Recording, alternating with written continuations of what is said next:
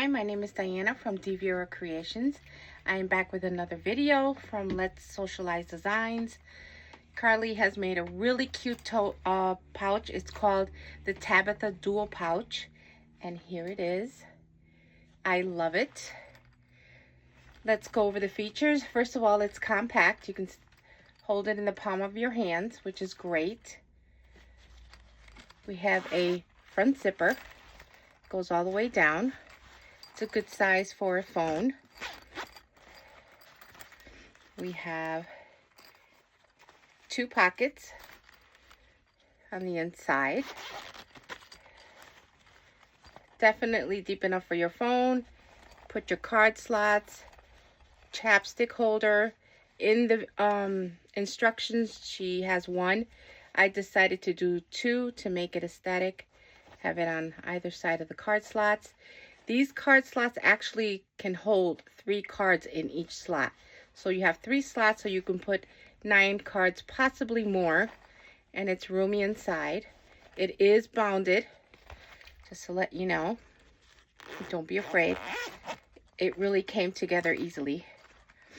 And the back pocket has a mesh pocket in it. Again, roomy. Then you turn it around. You have your ID pocket. You also have another pocket in the back, just like the front. Roomy, roomy, roomy. And your ID, it will not slip out of here. Why? Because she added Velcro on the inside. So you can put your ID in here, your ID card or whatever, and put your and close it with the Velcro. I always keep my Sam's card here because it's the one that I use pretty much, not the most, but when I go shopping, I like to just show it instead of have my ID there. But put whatever it is that you want in there. Great design by Carly. It came together nicely. Let's put this on because there's another feature to this. It's a crossbody. Okay. Let me see if I can say. Okay, it's a crossbody. Now, we have corset rings or sneaker shoe things, whatever you want to call them. I call them corset rings. And you can put your keys on there or your chapstick holder. Or it can be a chapstick holder, which I think it's great for that. Okay, and on top of this,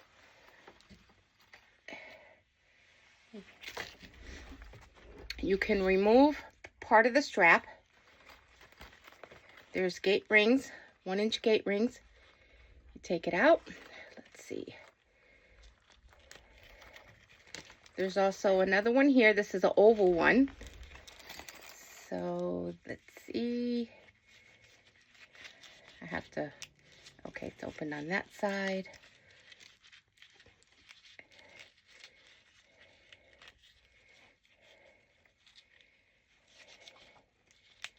And the other surprise is it becomes a wristlet. So you can roll this up.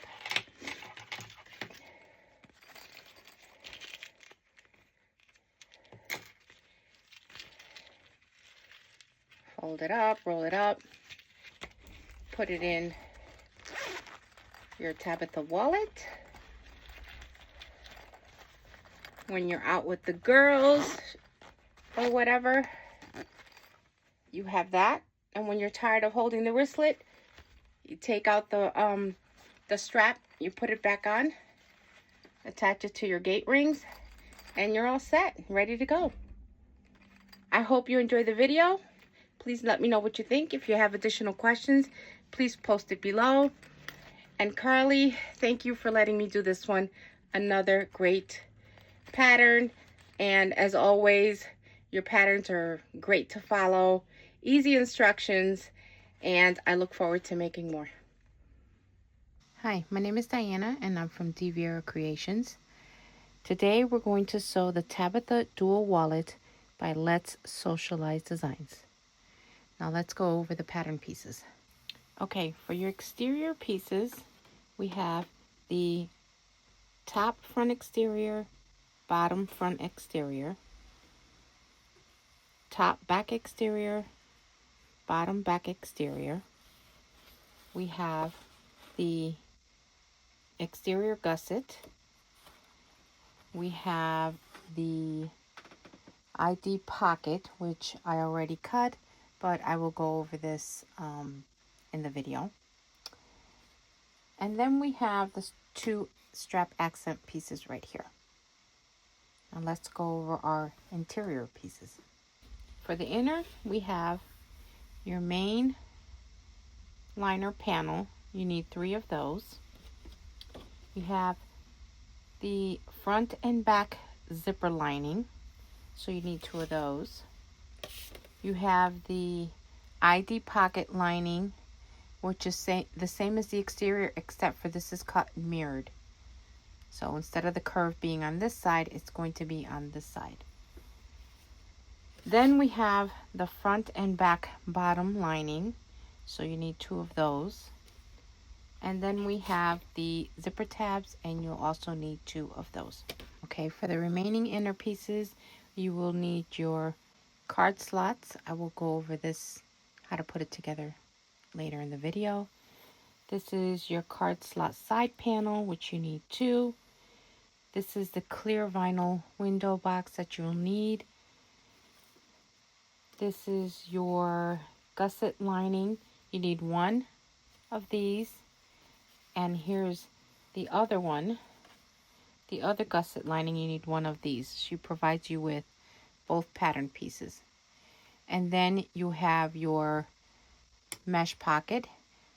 And then we have the chapstick mesh.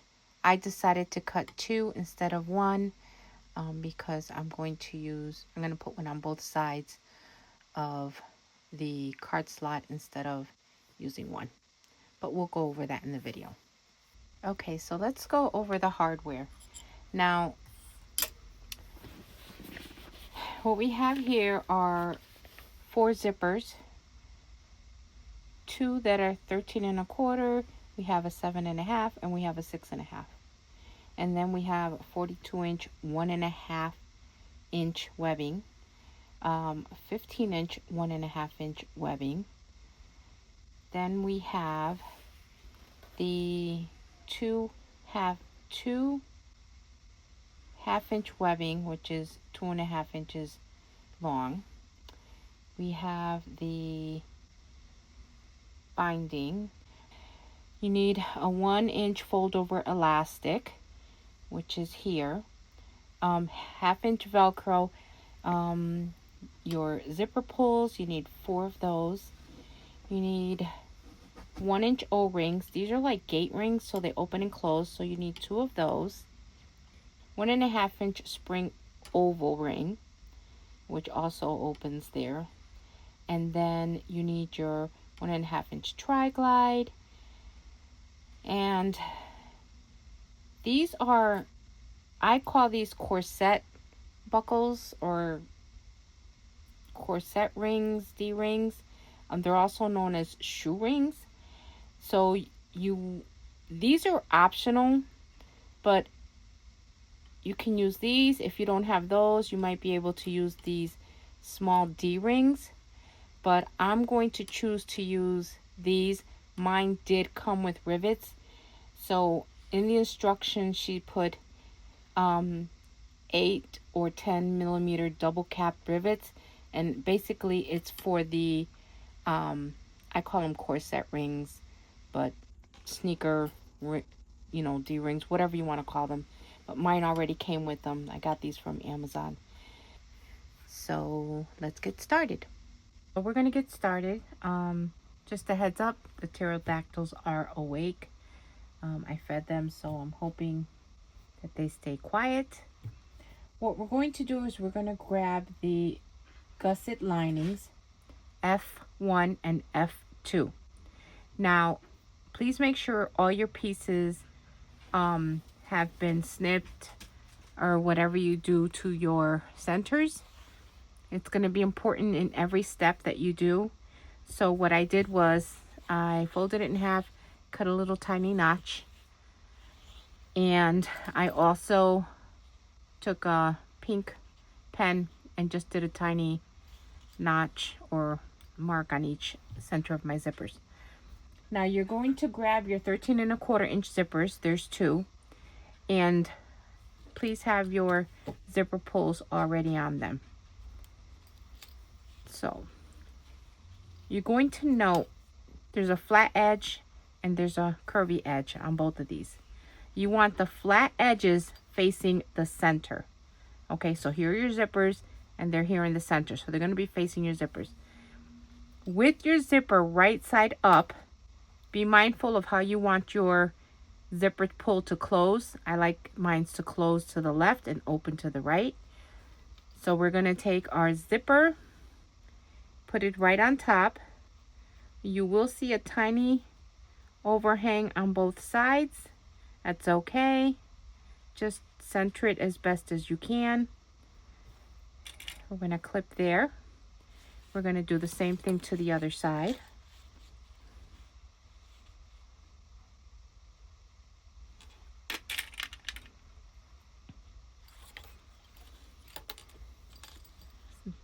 Little extra, don't worry about that. Same thing here. The fabric, I'm not sure. I believe I got it on Amazon. It's been so long ago. I don't remember.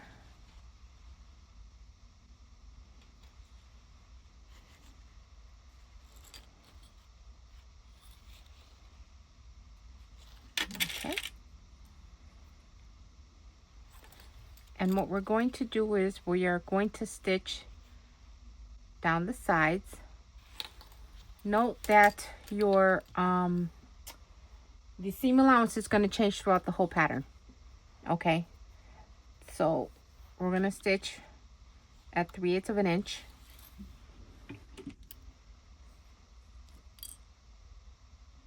I always have my zipper foot on. I find it easier instead of going back and forth. I have a Teflon. I'm also sewing on my Juki DDL 8700. I love it.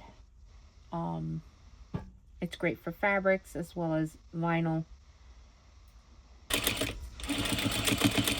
3/8 inch. Please go forward and back stitch at both ends. Okay.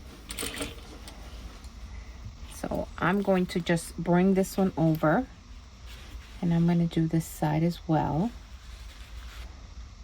Just make sure that it is in the center.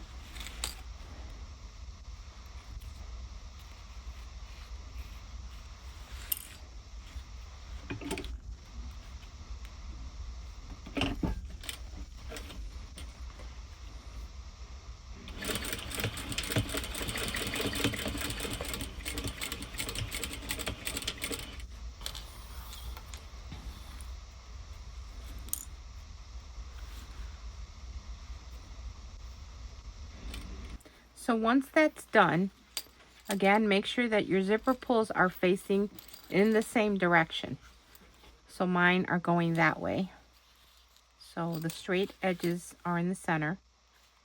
And what we're going to do is we're going to face the zipper right sides touching. Right now they're like this. We're going to clip them this way.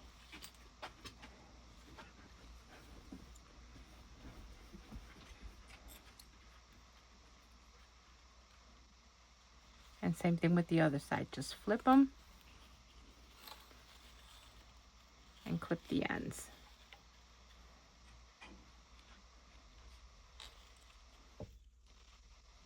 Again, double check.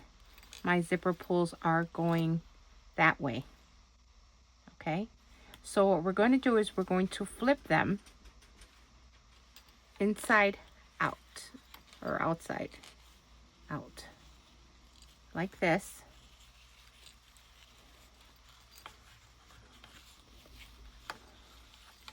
Okay, so that we have the zippers to one end and the gussets to the other.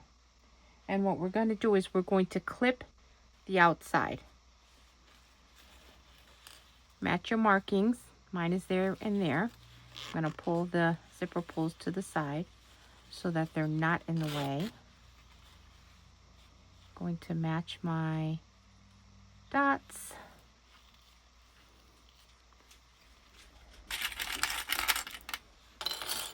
And we're going to clip all the way across.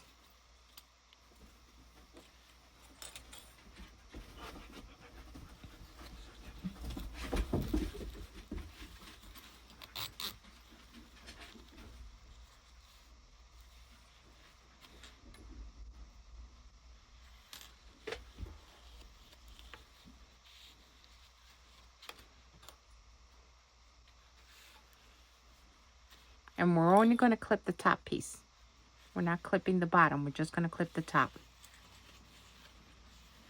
I'm going to sew it 1/8 of an inch from the edge and baste all the way around.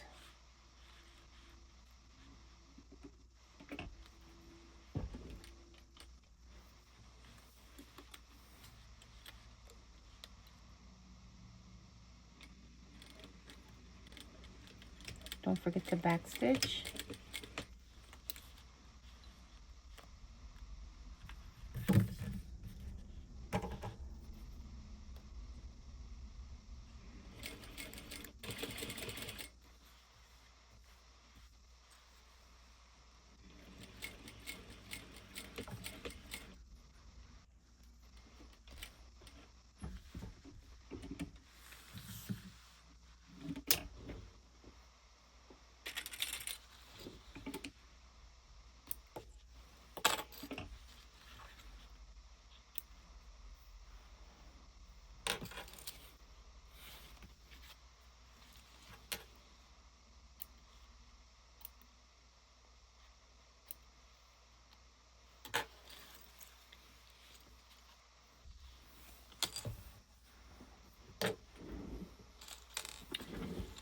So as you can see,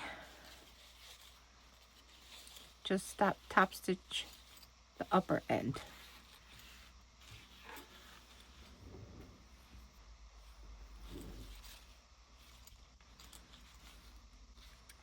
Now make sure that you mark the top edges. This one's already marked. Mark the center of this side as well. You don't see it now, but we're going to need that. So let me see if I can open it. Mine is right here.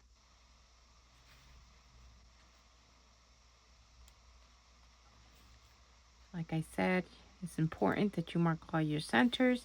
We're going to need them throughout the whole process. Okay, so you're going to need one of your main panel linings. This is the one that has 3 pieces cut the same. Make sure all your lining pieces are lined.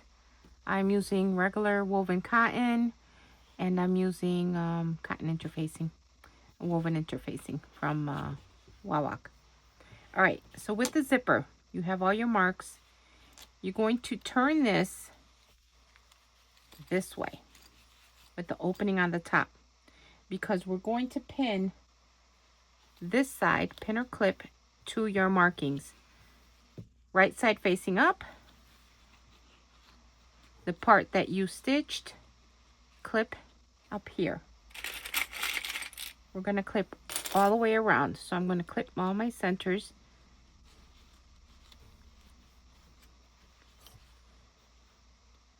Match them up before I go all the way around with the clips.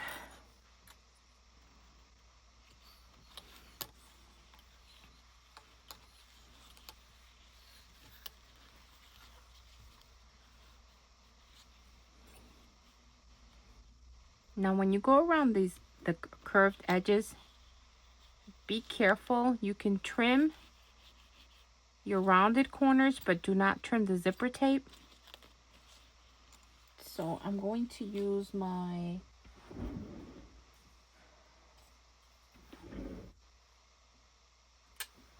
scissors, my serrated,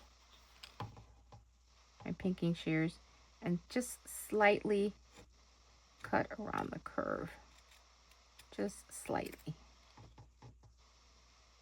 just to make it fit. That's it. Barely.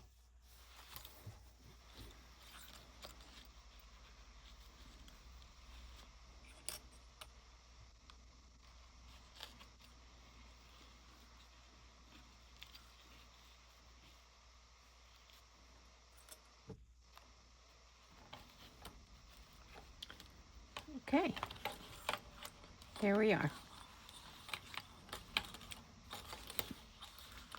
So that's how it's going to look. So basically your zipper is, here are the zipper pulls, and they're closing this way. Okay. Pull this out of the way.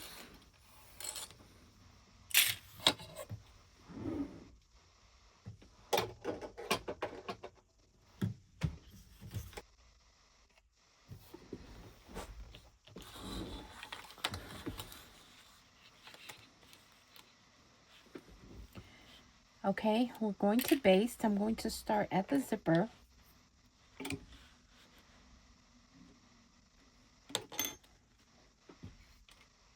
And we're going to back stitch at beginning and end.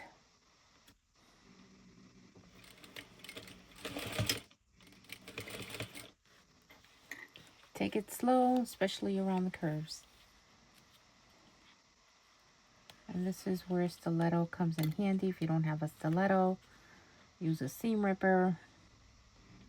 As long as you have something pointy, something that'll keep everything in place, or that'll help you hold those fabrics together.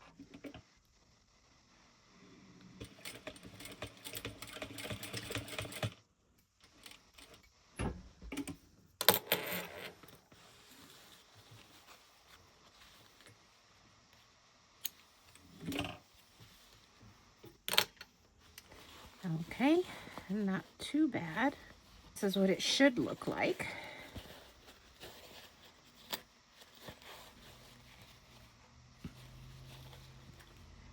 Okay, so let's see. Okay, so once you're done with basting the zipper on to the panel, grab another lining panel. Make sure that your centers are marked. We're going to do it, place lining to lining, right side to right side facing each other. Match your notches. We're going to push this down, match your notches, and we're going to clip it in place all the way around. Now what you want to do is you want to leave like a 3-inch opening on the bottom. So what I did was I did like 1.5. I marked 1.5 this way, 1.5 inch this way. I put a little pen mark on there to know not to go to sew in between here, because this is where we're going to flip it. So we're going to pin all the way around. And then we're going to stitch.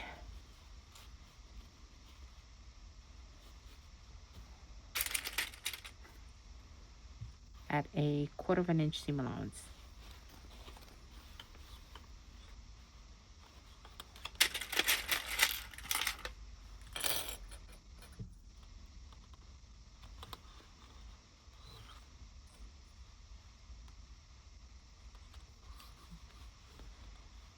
I'm going to clip on the outside of those marks so I can see them. Hopefully I won't forget.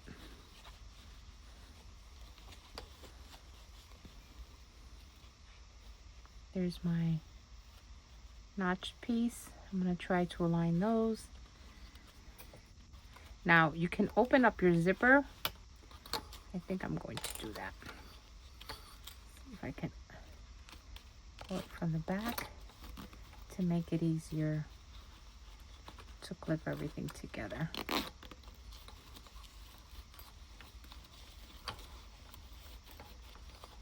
Just do it. So we're going to start sewing right at my first mark. This is where my opening is going to be. This is where I marked my first mark. I'm going to start stitching there and go all the way around at a 1/4 inch seam allowance. Remember to backstitch beginning and end, especially in this spot, because you don't want that to break when you're flipping it inside or outside, inside out.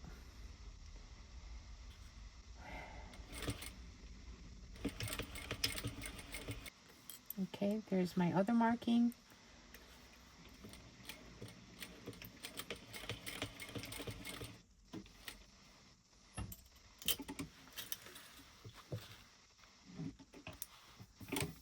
Okay.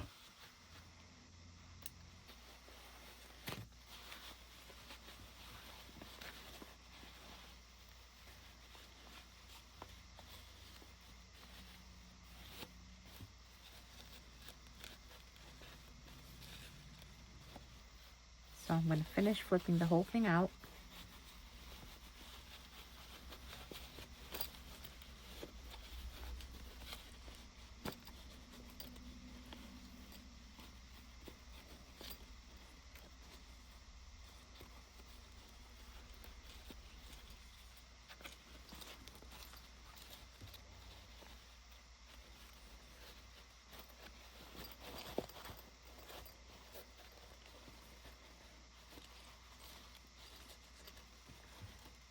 Looks so cute. So I've got a little crease there, but you know what? I'm not going to worry about that.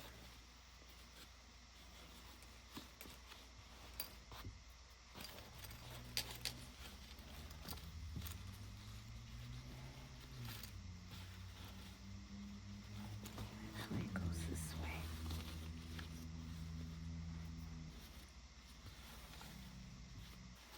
I'm not going to worry about the pleats. I actually like the way they look, to be honest with you.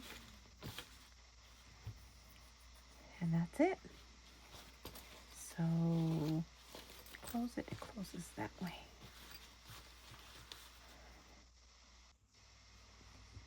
Okay, so what we're going to do is we're going to stitch right at the edge. We're going to close that up. But you want to make sure,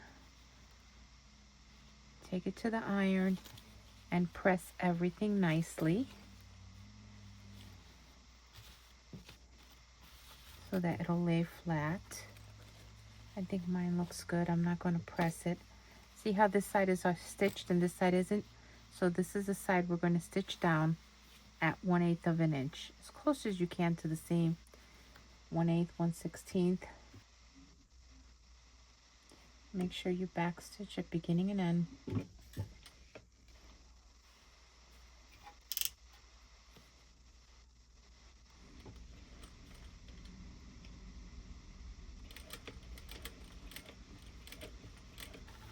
There you go. So you won't really see that because that'll be on the inside of the bag. So let's close our zipper pulls. Close the bag, because what you want to make sure is that your zippers are facing the opposite direction. So they are like this.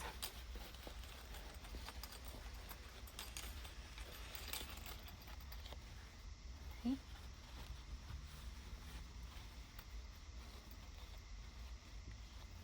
So that's what you want. Okay. Move it on to the next step.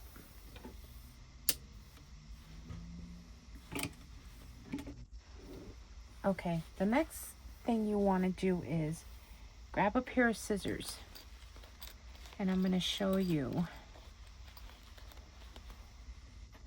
We're going to take the scissors, see if I can get close enough so you can see this, and you're going to clip here and here, not here and here, just here and here. Keep it below your seam allowance. And we're going to do that on this side, and we're going to do that on the other side. And then we're just going to take a lighter and just cinch it right there so that it doesn't unravel. So just a little bit. Again, make sure you stay within the seam allowance. One there.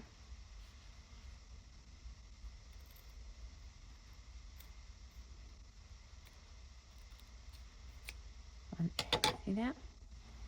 And then I'm going to try to pull that back. And then just use a lighter. I gotta be careful because this is cotton. I don't want this to, there we go, catch fire. Okay, will it unravel? There we go. I think what I will do is use a little bit of fray check. See if I can find where I put it. Okay, can't find my fray check, but I think that'll be okay. I'm just gonna give it another, there we go. I think that'll do the job. Yes, all right. Okay, so we're only gonna do it to this side, and it's because of the zipper. All right, let me clear the deck here. Okay, the next thing you want is your gusset exterior. I have right side going up. What you're going to do is open up your zipper tape like this. Make sure they're closed. And we're going to clip it, pin it together right here at the edges. Okay? Now, is this going to be shorter than this? Don't worry about it. You want to clip this. You see, remember how you clipped it right there? You want to put this right here, and you want to clip that in place onto the zipper piece only. Okay.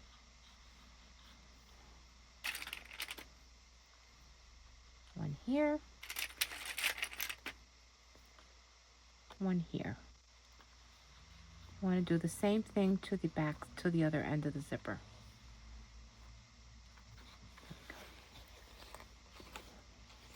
The other end, you want to do the same thing.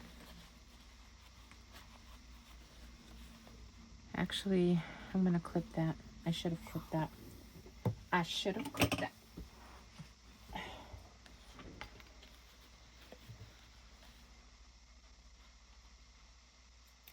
Close to your zipper within the seam allowance, right in between. There we go, right there. So cinch it real quick. Not that I think it would make a difference for me, but just be careful. Okay. There we go. They say when you clip it, you clip it. There we go. You want it flat.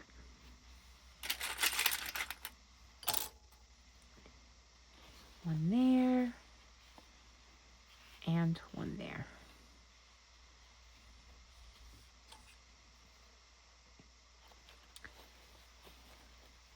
And when you stitch this,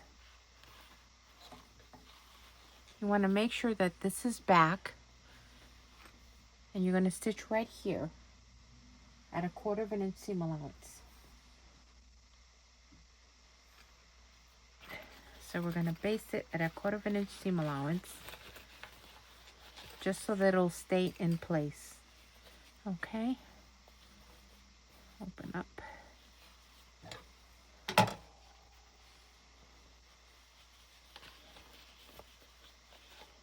You can do it from this side. I'm starting to see that my zipper is slipping. So, you know, I'm going to use pins instead. And I am losing my pins. Okay. Okay, so I'm going to use pins instead. And I'm going to pin this in place. Only because it's moving on me. So instead of clips, I'm going to use the pins. I'm going to pull my zipper back. And we're going to stitch. We're going to baste at 1/4 inch. All the way across. And we're going to do the same thing to the other end. 1/4 inch. Baste. Let's move this out the way. Grab my stiletto.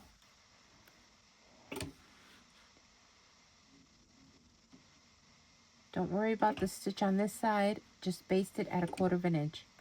We're doing this just to keep it in place. I'm going to back stitch beginning and end.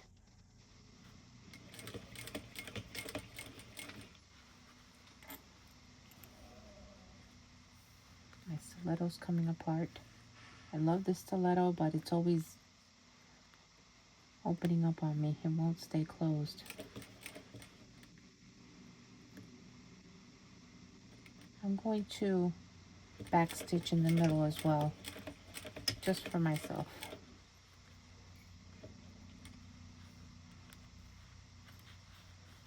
I want to keep this aligned, so I'm moving it, holding it down with the stiletto. Okay.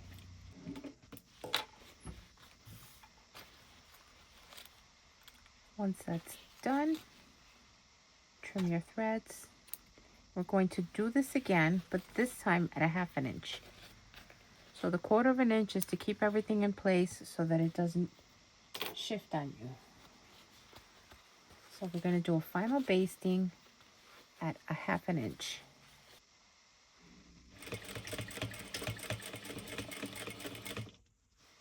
I apologize if my hands are in the way.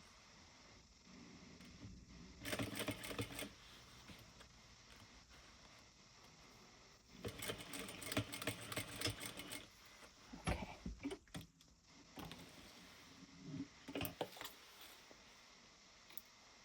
And there it is, 1/2 inch, 1/2 inch. We're going to do the same thing to this side. Okay, so once that's done, what you want to do is we're going to top stitch the gusset at the zipper. So you're going to flip this where you see your zipper.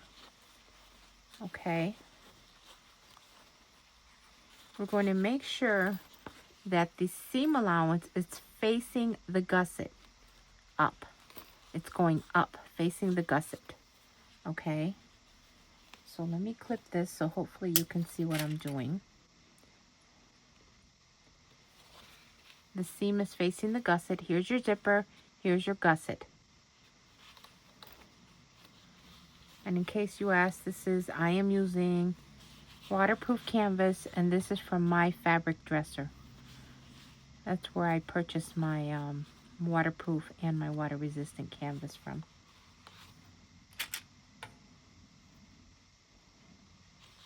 Okay. The seam allowance goes up. The seam goes up into the gusset, and we're going to clip there. We're going to stitch all the way across at 1/8 inch seam allowance. Okay, so make sure your seam is going up, and we're going to top stitch on the gusset, on your exterior gusset piece.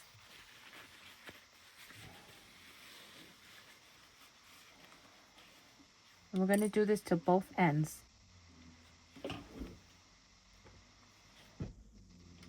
Again, we're top stitching. So we're going to back stitch beginning and end.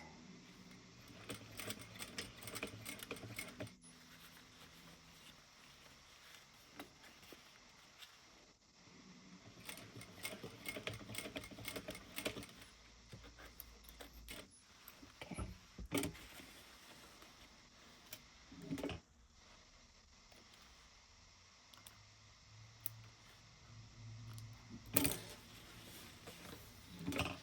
Here we are.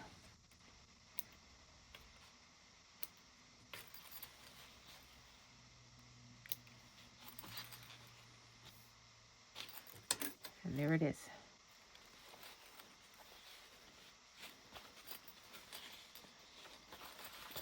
Just be mindful of the machine that you use. Like I said, I'm sure you can do this on a domestic. I've done, when I started bag making, I did it on a Janome Skyline S5. And I still do, depending on the fabric I'm using or whatever I'm doing. Okay. So that's done.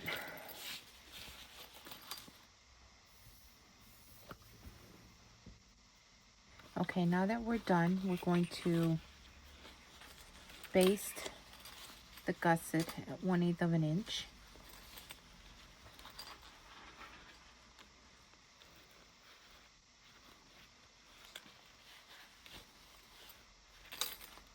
So I'm going to baste it from the inside. Let me clip this together.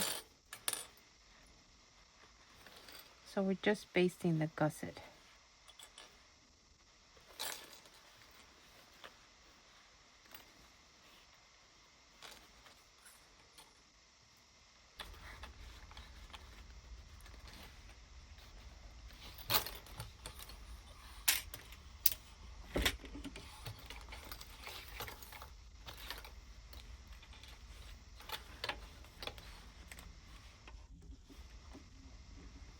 Back stitch beginning end, 1/8 of an inch seam allowance.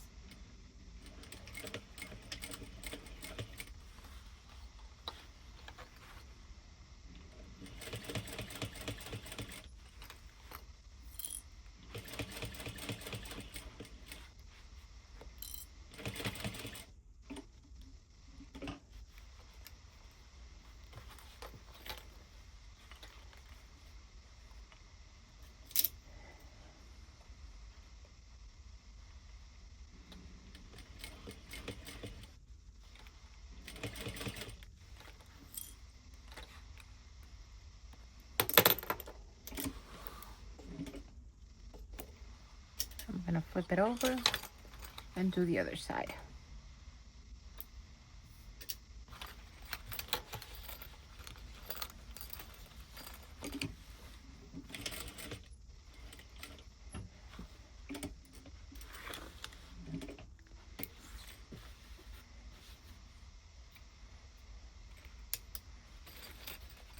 And there it is.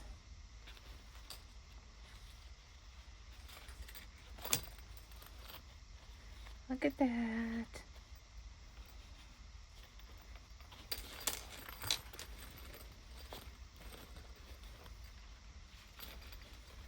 Love it. Probably was the hardest part of the whole thing. Okay, what we're going to do is we're going to trim at an angle right here. Just don't trim the stitches. Just trim a little bit at an angle.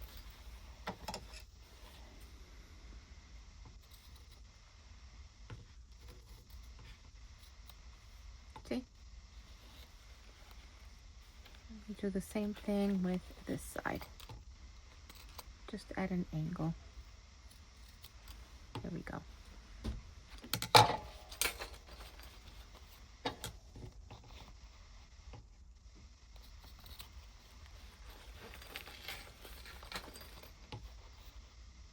Careful with your stitches.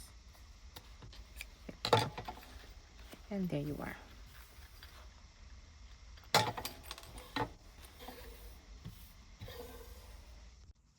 Okay, the next thing you're going to need are your card slots. I've already done mine ahead of time, but I'm going to show you how to do this and how I do it, which works for me. You can do the way Carly does it, which is great, but I'm going to show you the way I do it. And there's only one little difference. Okay, so you're going to mark, if you have directional fabric, okay, you're going to start marking from the top of your fabric, okay? So make sure that if you have directional fabric, that your top piece is going to be to your left, okay? And what you want to do is she's going to give you measurements on where to mark your fabric. I'm not going to mark it. What I normally do is I take my pen, I do the measurement from this edge, or the first measurement from here to here, and I mark it with a pencil, with a pen, or whatever, okay? Once I do that all the way across to the end, then I take scissors and I clip each edge, okay? It's hard to see, but I clip it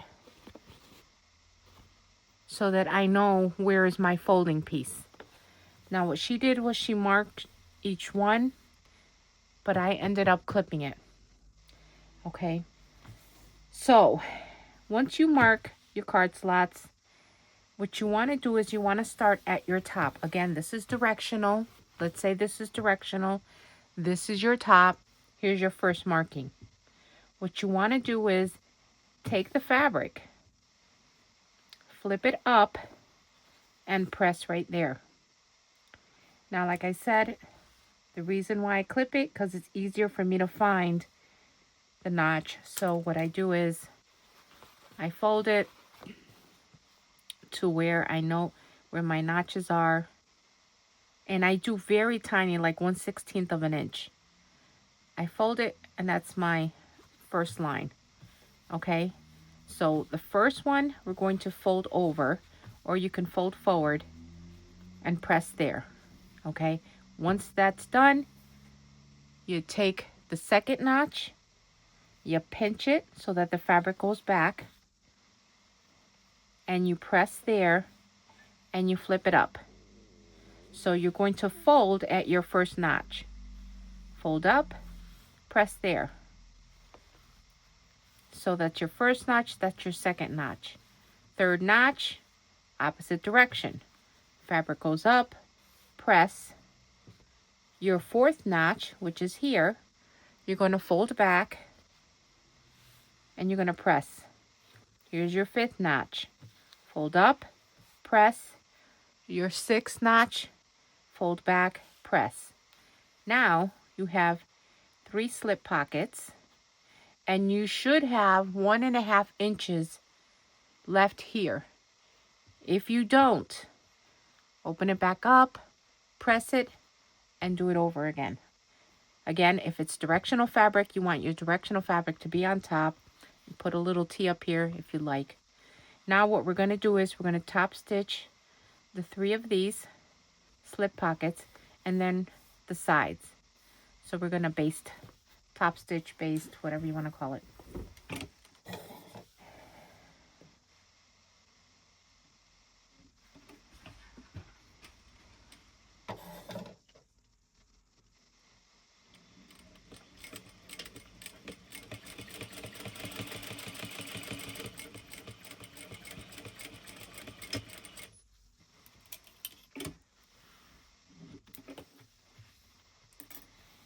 Okay, so after you do that one, you're going to flip it back and do the next one. You don't want to do this because then everything's going to be together and you won't be able to open it. So just flip as you go. I did this one. I pushed this one back. I top stitched this one. I'm going to push all of these back, top stitch the next one. This is what it'll look like once it's done. And then you're going to top stitch the sides, and you're going to top stitch from here right above your first card slot, top stitch here, and go down till you get to the bottom of this. You want to make sure you catch that with this fabric. So go about 1/4 inch, and just make sure you top stitch, you back stitch the beginning and end.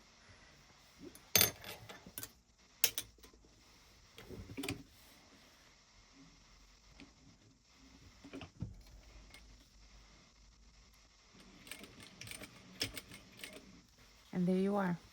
You want to make sure that your cards fit. Pull one out. Let's see, I have some in here. This is my old license. There you go. Everything fits. Okay, next thing you need is your chapstick mesh, fold over elastic, 1/4 inch double-sided tape. You will also need your card slots and your card slot side panels. So what we're going to do is we're going to start with the chapstick holders. Again, I decided to use 2 instead of 1. So I have put a 1/4 inch double-sided tape on the top. Okay, so here's my mesh, my fold over elastic. This is, I believe this is a 3/8 inch. I didn't have a 1 inch, so this is a 3/4 inch. And of course, I want the shiny side. I want the shiny side up, so you can see the fold from the back. I'm going to take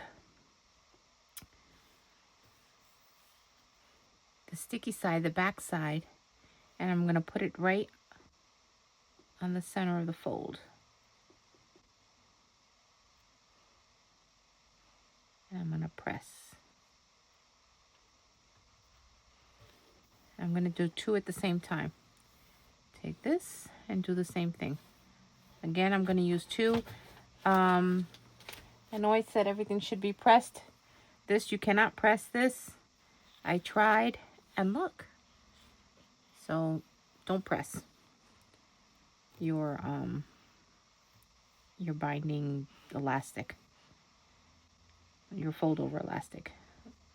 So I'm going to do, like, I don't know, about a 1/2 inch apart, and put the next one. And then I'm going to fold it over.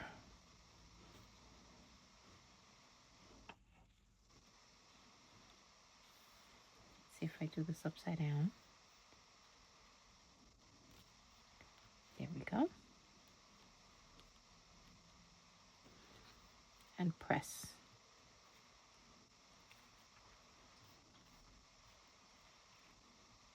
I'm going to do 2 at the same time. You could separate them. It's up to you whether you want 1 or 2 chapstick holders. I'm doing 2 just for aesthetics. And I'm going to cut the rest.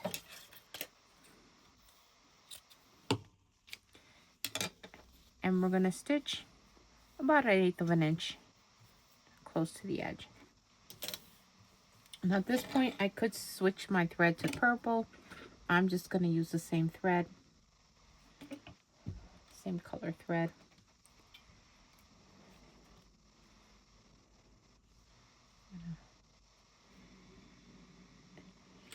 I'm not going to back stitch. I'm just going to keep stitching all the way through.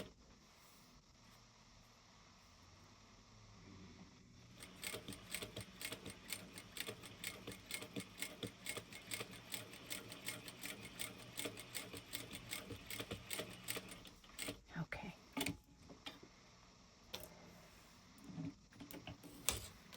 Now we're going to clip off the excess.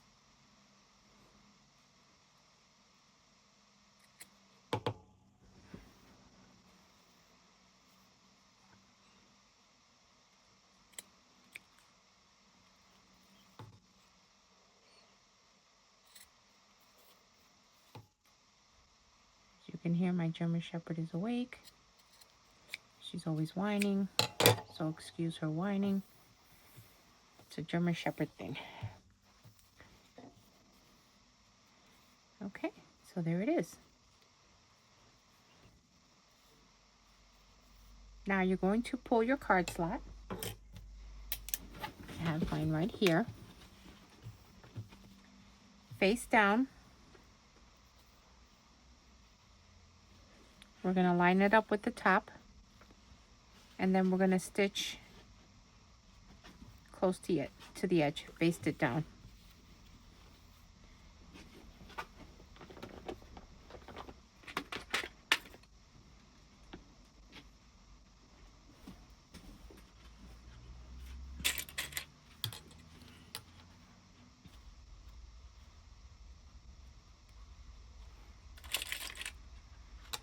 You don't have to use 2. I am using 2.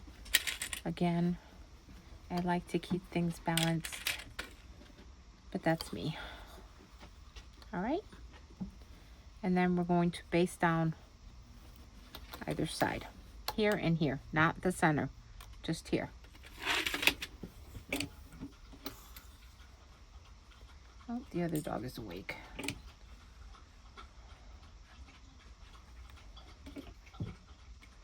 I will backstitch beginning and end.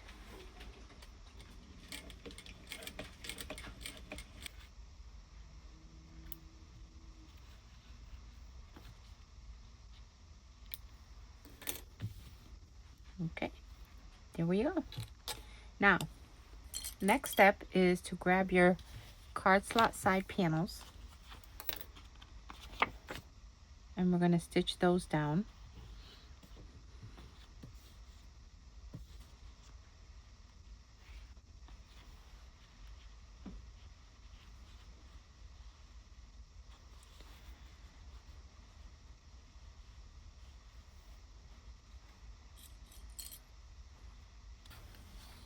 All right. Here we go. Let's just pull this one up a little bit.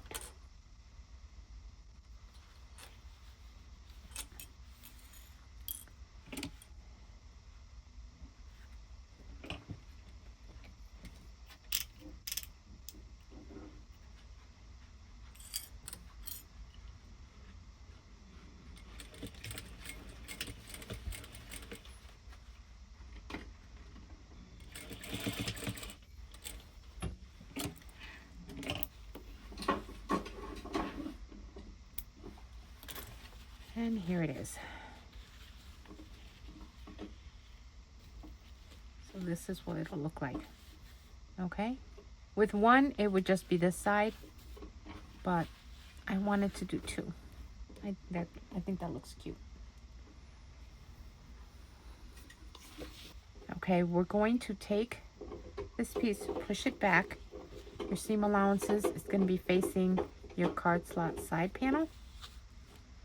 And we're going to stitch right here all the way down.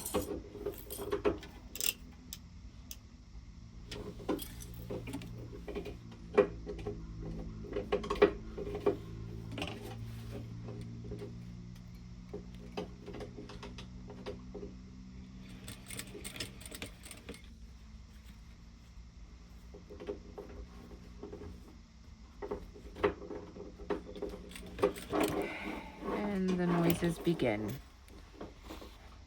Okay, I'm gonna pull out my cards. I'm just curious to see how many I can fit now that it's all stitched in there. Let's see. Oh, there's 1. Oh, that's 2. And this is my license. That's 3. 3 cards, comfortable, and it's wiggle room, definitely wiggle room. That's good, and good, perfect. The pattern, the patterns that Carly gave you also comes with a template, and it is the placement template, so you want to pull that out.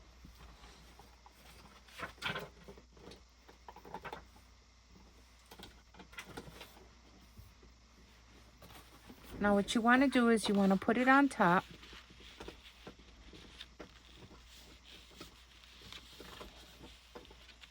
and trim off any excess. Okay, so what I'm going to do is I'm going to find my center. I'm going to clip, put a little notch there, because if I clip anything or if I trim anything, I want to make sure that my center is there so both sides are even when I trim them. That is my, so there's my center. I'm going to do the same thing with this. And I'm just going to pinch it. Pinch it. And I'm going to line it up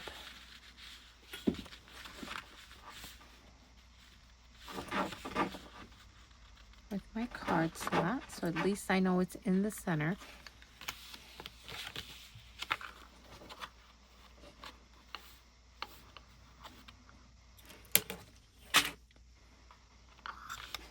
And any overhang you want to trim. So this way, because it's in the center, I know that whatever I trim is going to be an even trim all the way around. So you want to trim all this excess piece here. So I'm going to take it to my cutting table, and I'm going to use a rotary cutter to do this. I'll be right back.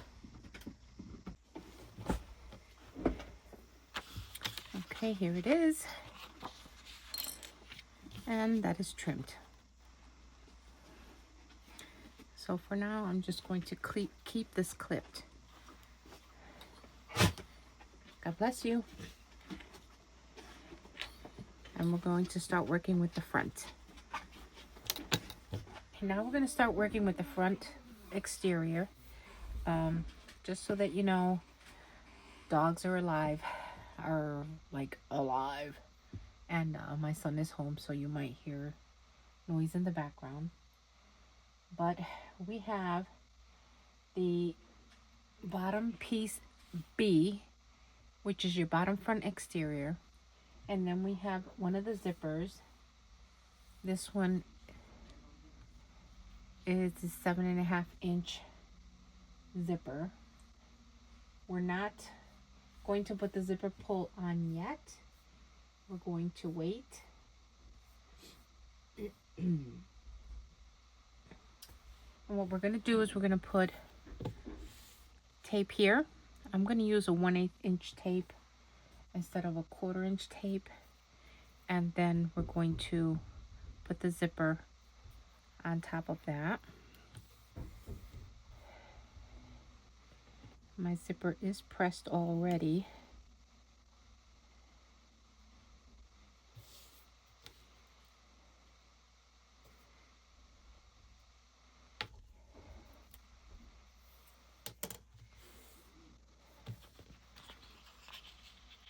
And we're going to put the zipper face down.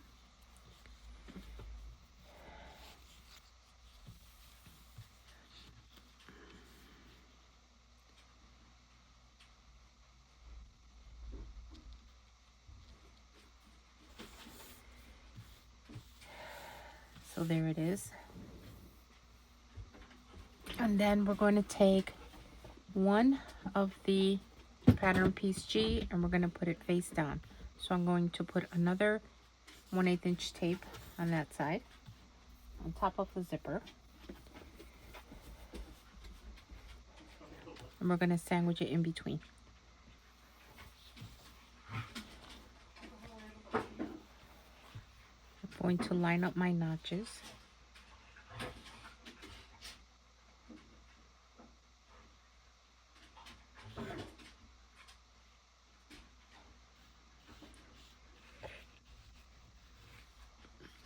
By using the zipper tape, it does keep the zipper nice and straight, so when you stitch it, it's nice and flushed instead of bumpy. We're going to stitch down.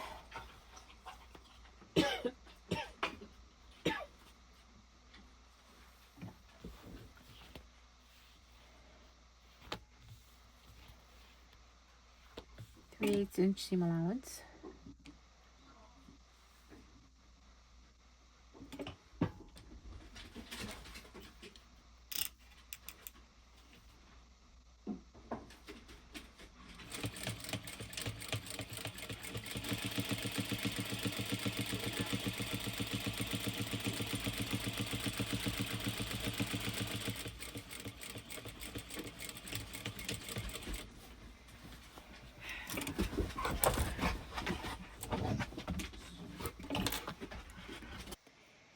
Now that we have stitched the top, we're going to flip it over and add double-sided tape here. I'm using 1/8 inch again. You can use 1/4 inch, but I'm going to use 1/8 inch. Now what we're doing is we're creating a hidden zipper at this point. So we're building up to the hidden zipper in the front. Okay. Remove your double-sided tape. Okay. And then the double-sided tape goes on the lining part. So once your double-sided tape is there, push up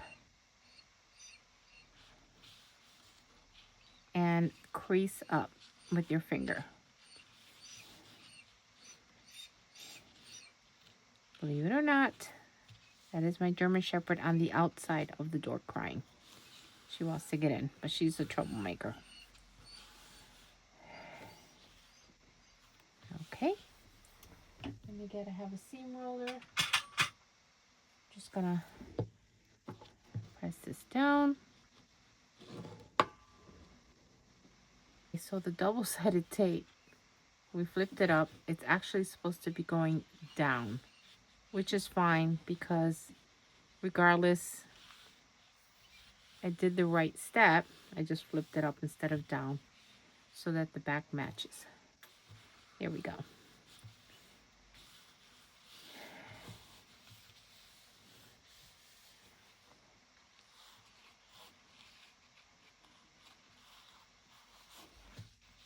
Bring the exterior piece as close to the zipper as you can, like right underneath the zipper.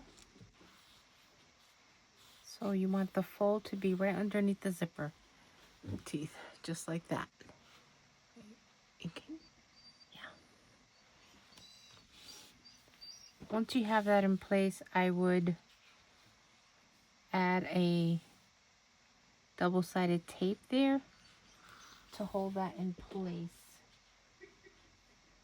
Now what you want to mark with a marking tool that will disappear, 1/4 inch from here to here, from that fold to here, measure like 1/4 inch on both ends because you're going to stitch at 1/4 inch.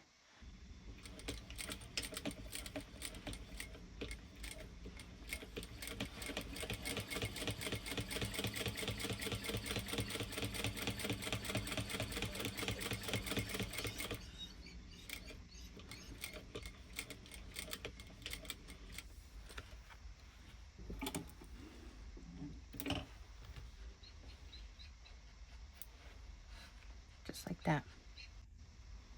Okay, now that you top stitch that piece there, we're going to pull one of the pattern piece K, which is the front back zipper lining. This is what it looks like. You want it facing up. Again, make sure you find your center points. And what I would like to do is, or what we're going to do, let me just find the center of this one, of the zipper, and mark it.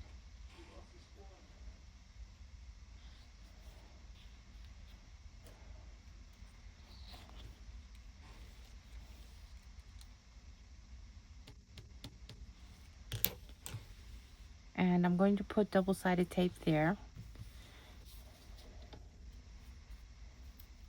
I'm using 1/8 inch. You don't have to use double-sided tape if you don't want to. I'm using it. It doesn't say to add double-sided tape here. Top side facing up, and you want to align your center to your center.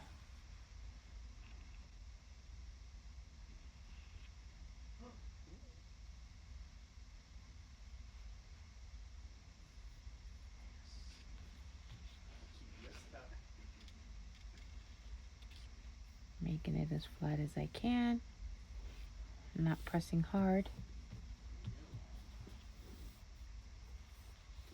And then we're going to stitch at 1/8 of an inch. And we're just basting this in place.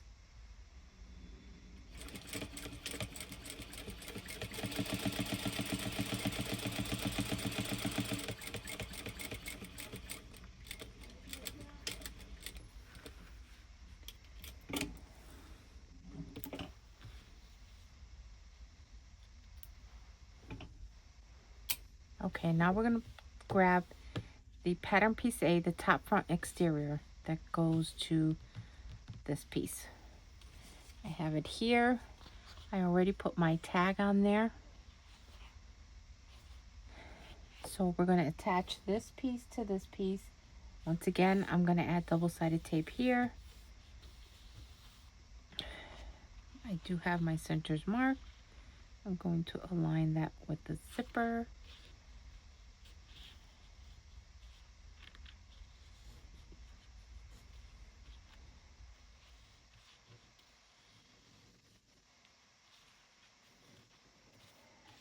Okay, we're going to stitch that at 3/8 of an inch.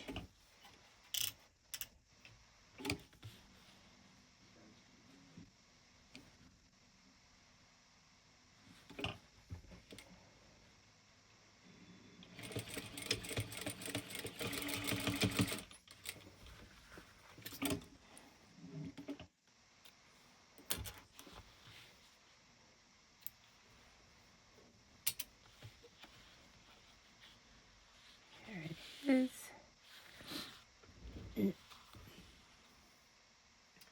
And the same thing that we did with the bottom piece, we're going to try to bring this as close to the zipper as we can.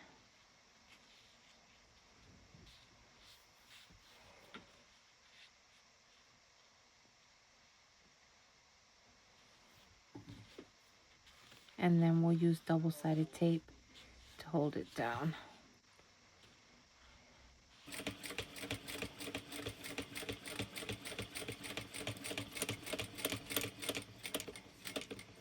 Zipper foot is your best friend at these spots. I had just enough clearance underneath the my tag with the zipper foot.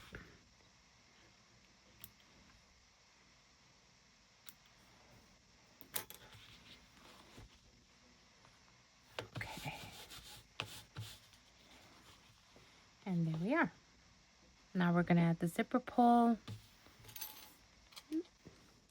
And again, this is the way I want to close it. So let me separate this and add the zipper pull in between.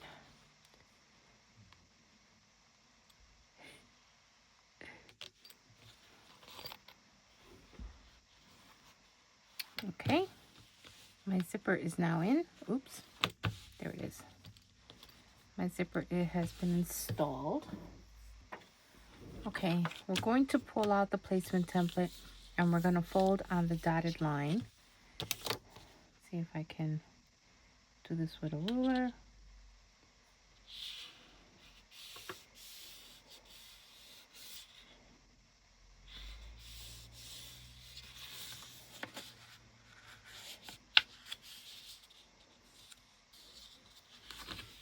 And we're going to align this piece with the center of the teeth, right in the middle. I know the zipper pull is in the way, but try to do as best as you can. And then clip it.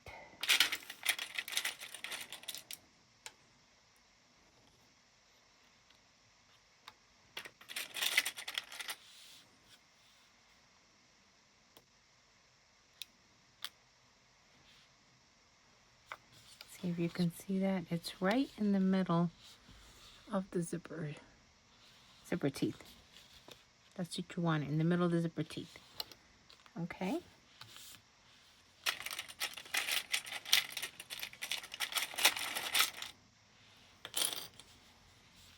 the sides down.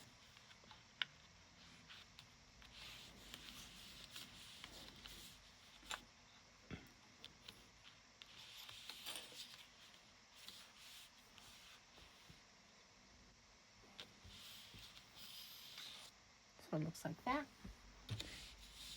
Okay, once that's done, we're going to fold it up. So I'm going to hold it down.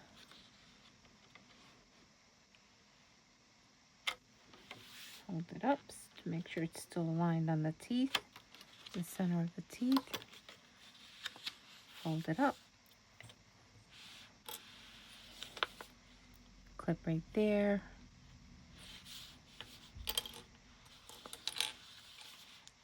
And we're going to clip right there. Now we're going to remove any excess, which I seem to have a lot, the top and the bottom.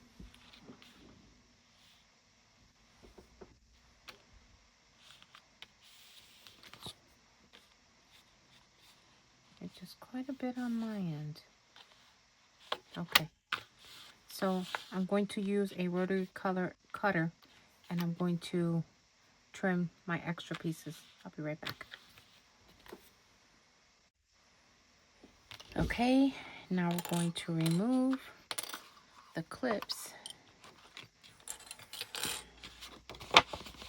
Put your template to the side. And what you're going to do is you're going to top stitch beginning at the stitch here, at this stitch, go all the way around and up to the other stitch. So we're going to start here and we're going to finish here. Okay, so let me just clip this back together.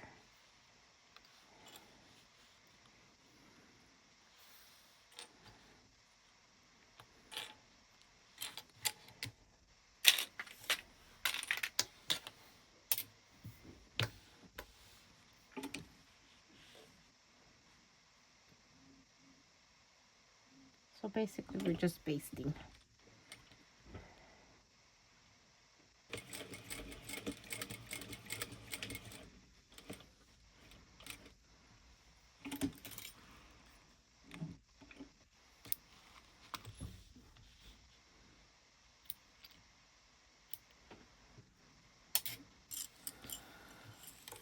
And there we are. Here's our card slot. We're going to match. We're going to back sides together. Match your center points.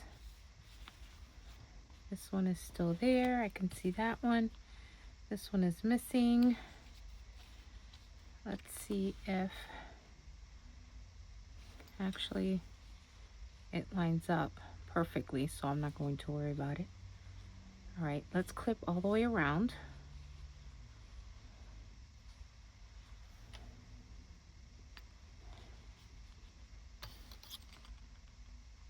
There we go.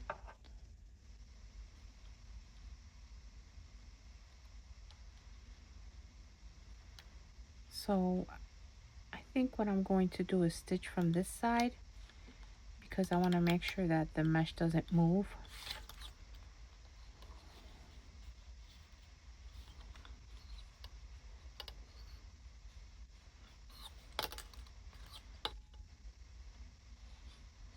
Okay, and we're going to baste all the way around.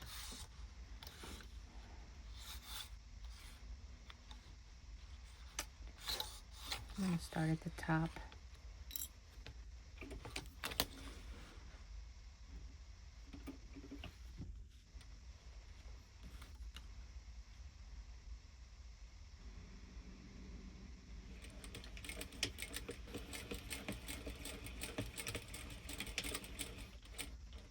Okay. There we are. Front looks good.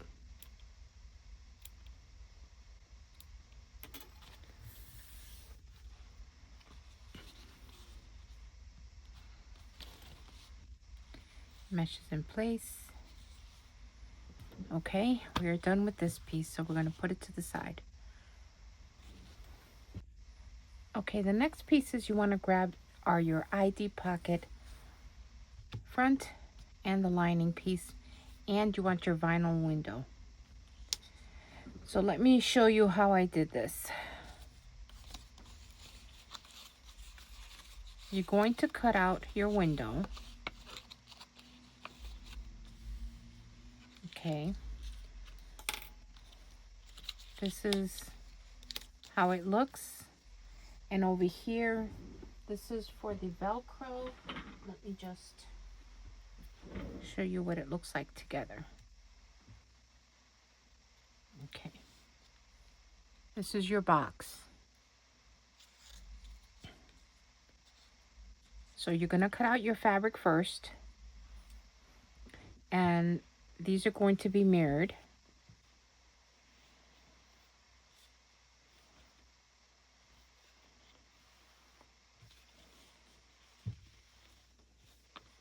Like this.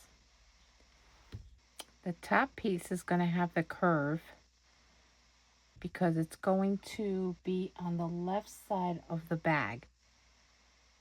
So when you cut it, make sure you have the curve on the left side. The lining, the curve will be on the right side. So be careful. Here's the lining. Curve is on the right. The exterior, the curve is on the left. So just be mindful of this when you cut out your pieces. Okay? So now we're going to cut out the window box, which put that to the side. And you can cut this one out now or not. I ended up cutting it out in advance. Okay, now you have this. So once you cut this piece out of the exterior and the lining, you're going to put this over your pattern piece to the back. So you're going to flip them both to the back.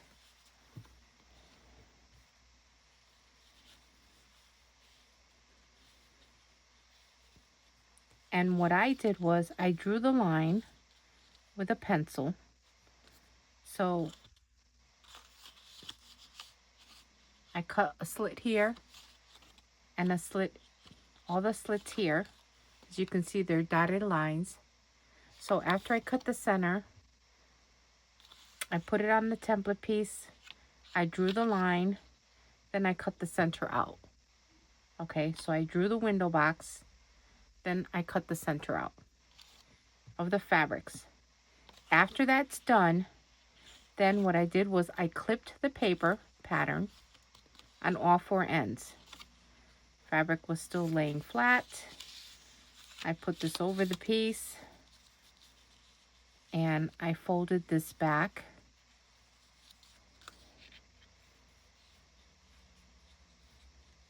And I drew my lines. I traced the lines. After I traced the lines, I then took a ruler, drew my line on each corner, and this is what it looks like. So this is where we are now. Okay, hopefully that makes sense. I'm going to take double-sided tape, and I'm going to put 1/8 of an inch double-sided tape just to hold these back, just to be on the safe side.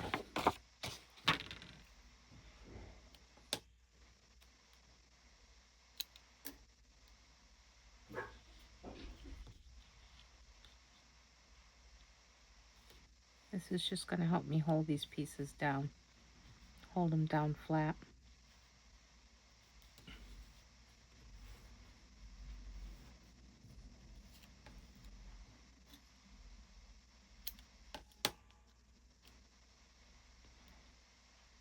So I'm doing this to both the exterior and the interior pieces.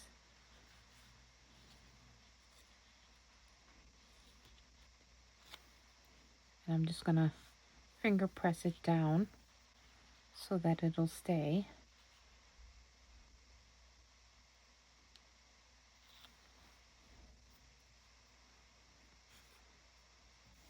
the same to this one.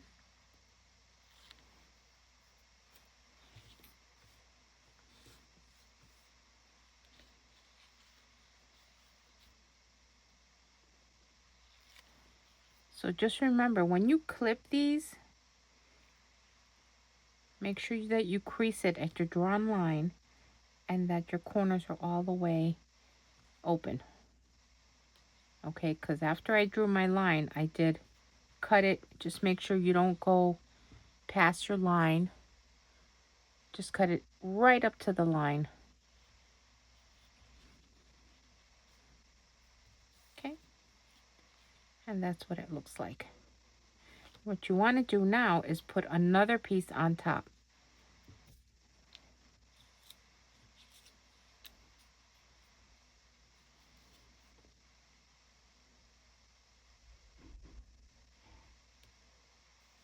But we're not going to remove the tape just yet. I also want to add double-sided tape to this side. Okay. So you're going to take your front piece, flip it over. Now we will remove the backing of the double-sided tape. Now you're going to take your window box, your clear vinyl, and we're going to place it right on top.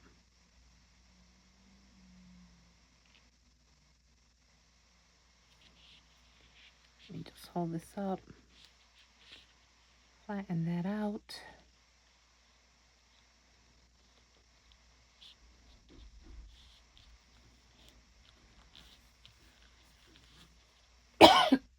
Excuse me. And we're going to do the same to this one.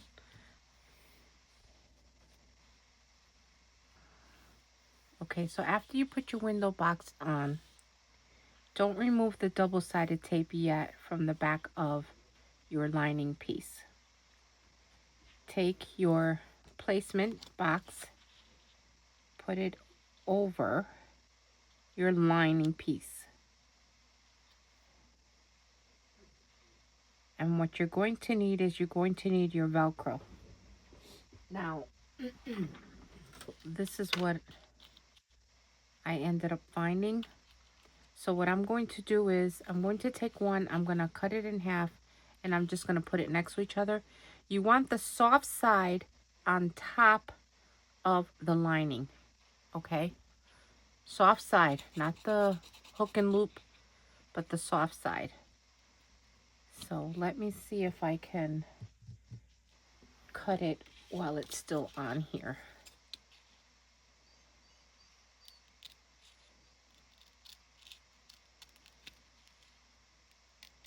And I will do the same thing to the other side. Okay. Now mine is sticky on the back side. If you have regular tape that is not sticky, make sure you put double-sided tape on the back because you want to align it in that box. So, let's see. I'm going to put one here. And I'm going to take the other one. And I'm going to butt it up right next to it.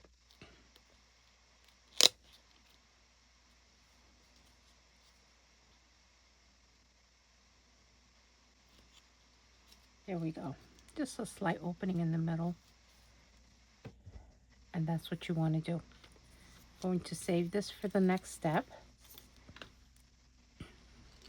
Now is when you want to remove the double-sided tape. Okay, so after you have stitched the soft part of your hook and loop tape, what we're going to do is we're going to attach these right sides together, and we're going to stitch on the right side.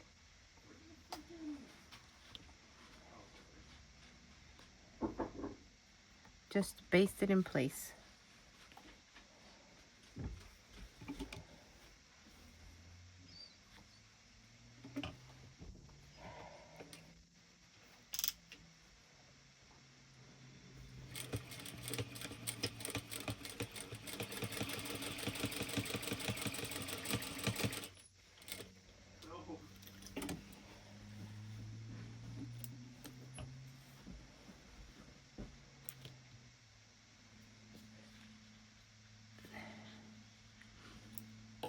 Okay, once that's done,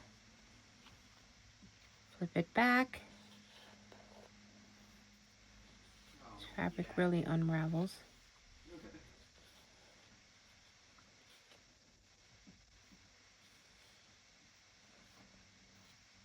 And we're going to top stitch that edge. Let's top stitch the right side, the folded side of our ID.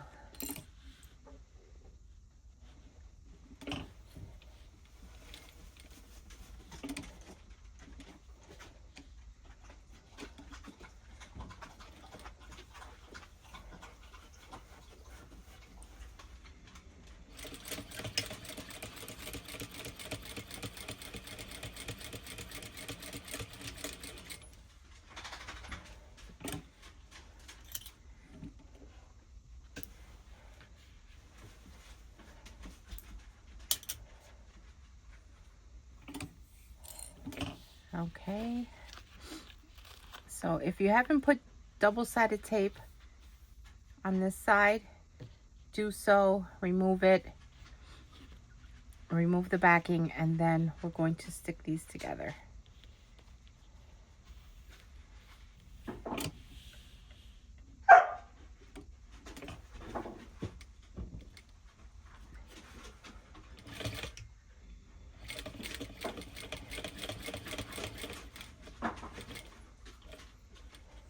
Okay, and this is what it looks like once it's done.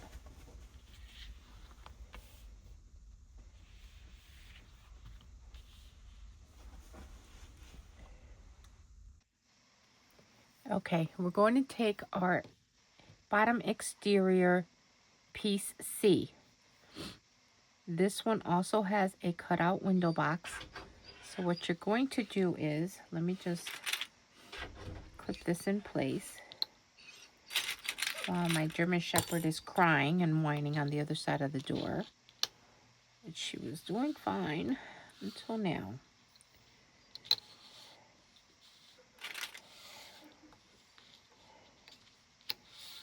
Okay. And you're going to cut this out of just the pattern piece. Okay, which you can see I have already done so. And you're going to take your loop part of your Velcro, which is this piece, and we're going to align it at each edge. So for me, I'm just gonna put it there, put the other one on the other side,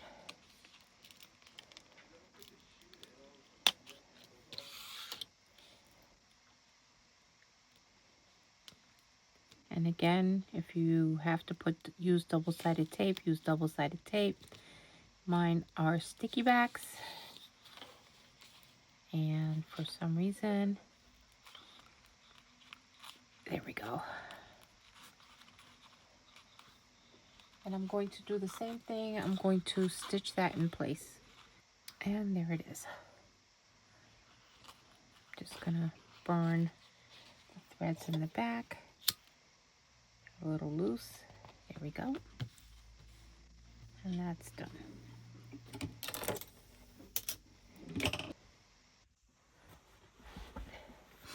Now it's time to grab your ID piece and place it on top of the placement template. Make sure that your Velcros line up. I'm going to try to...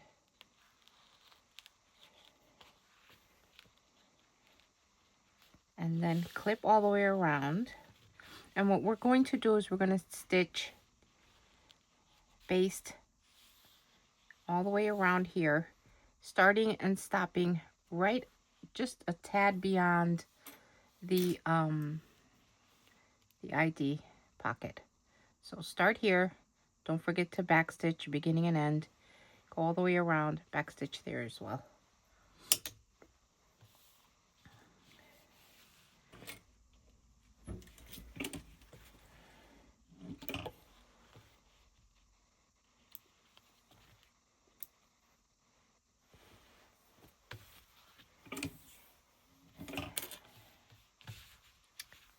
And this is what it looks like. The next thing you want to grab is your zipper tab lining. There should be 2. The last zipper tape that you have left, and your zipper pull. Make sure you put your zipper pull on your zipper tape.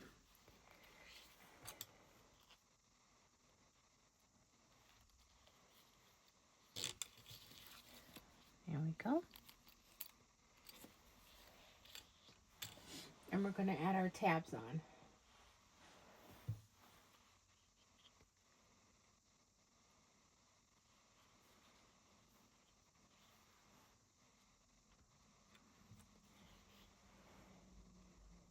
Just like that. And we're going to top stitch.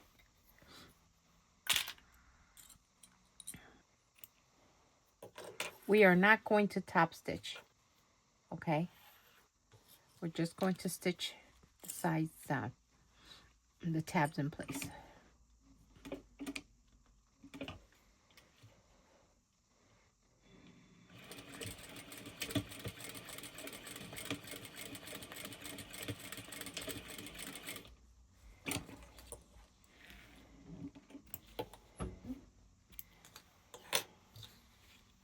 And just press them open. Finger press.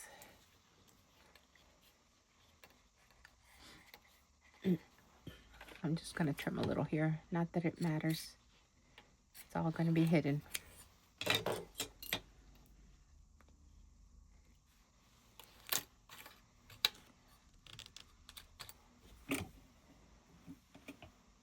Bring back your window, your ID window, and we're going to stitch this to the top of this. Just make sure you find your centers first. Let me grab my ruler. I'm gonna mark it with, you know what? I'll do a little pen.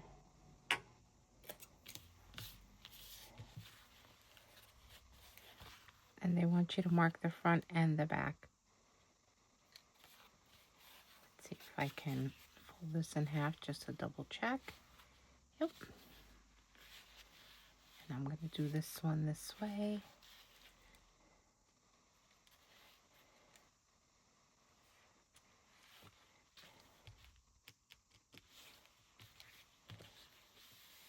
Okay.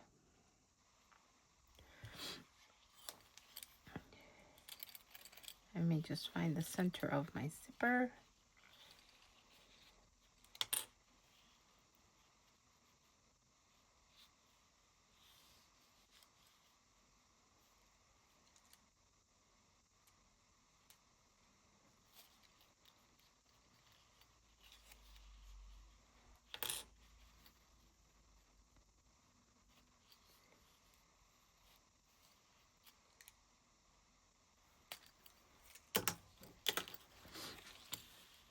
Now I want my zipper closing that way. So we're going to flip it right sides together and clip it in place.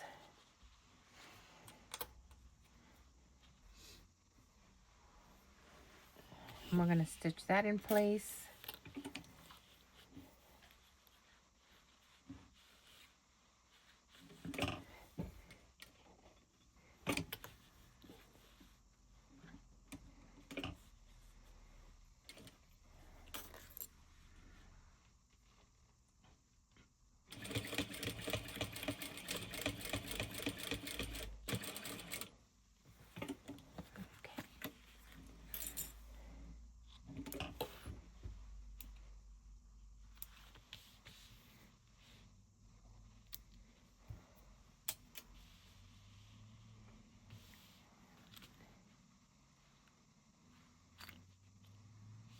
Okay, now we're going to grab piece G, which is the last one that you should have,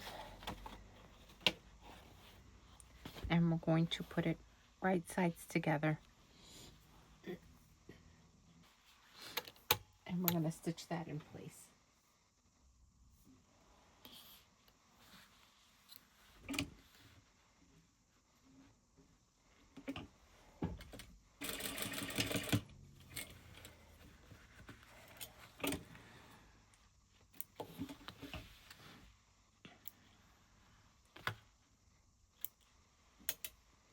Okay, to reduce bulk, you can remove some of the stitching, the 1/8 inch stitching up here by the ID. I think I will be okay, but you know, depending on the machine you use, if you're using a regular domestic, I would clip some of the stitches in between, or follow the just look at the pattern. It's number 130 and it shows you how to reduce the bulk right in there.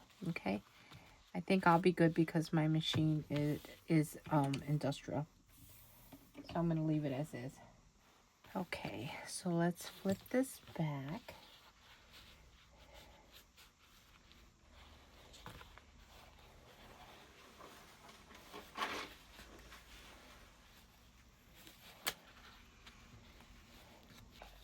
And this is why they want you to clip that section. You see how it's bulky there?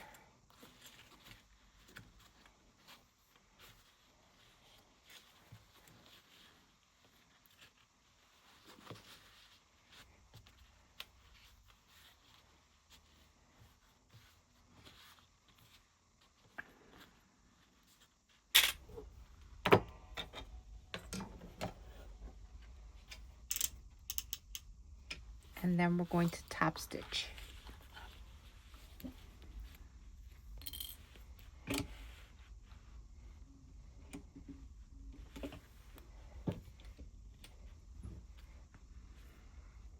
Go slow.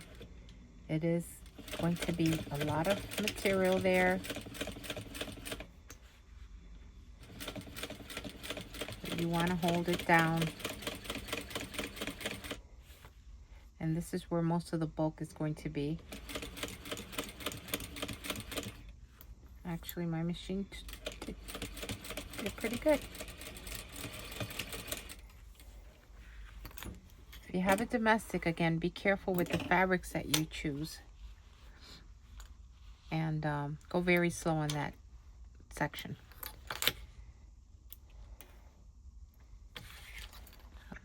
Okay, so now we're going to grab the last pattern piece K. You had 2, now you have 1 left. We're going to lay that right side up. And we're going to place, excuse me, this right on top. And you want to line everything up. Let's see. Make sure you find your centers, which I didn't do on everything.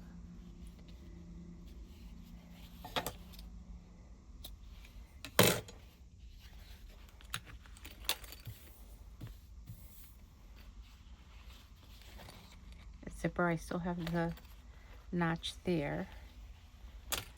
So let me just,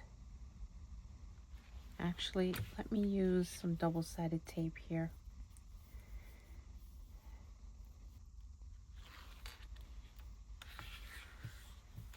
And now right sides together.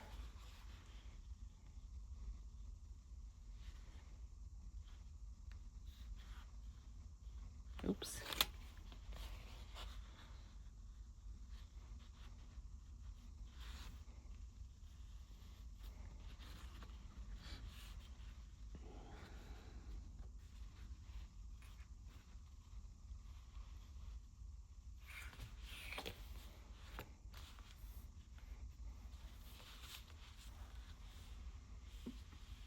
We're going to baste the top down.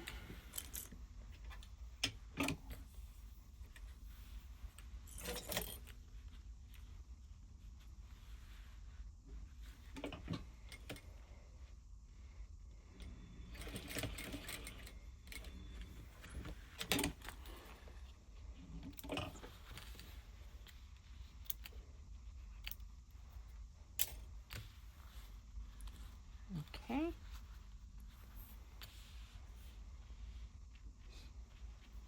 Then we're going to grab the top front panel, which is actually your top back exterior, because that's the only piece that's left, or that's remaining in the exterior fabric.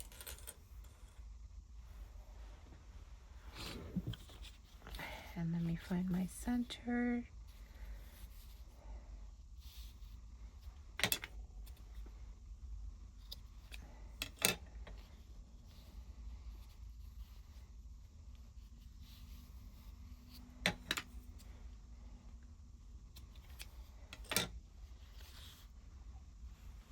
And we're going to do it right sides together.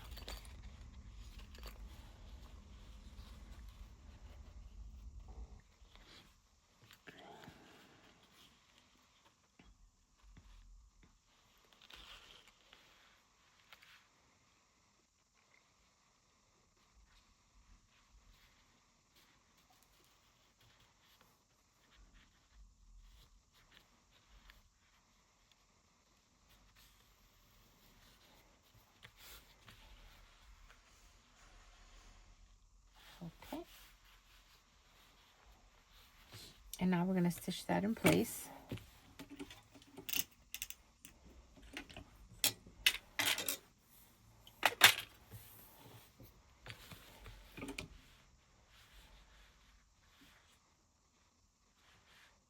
Don't forget the back stitch, beginning and end.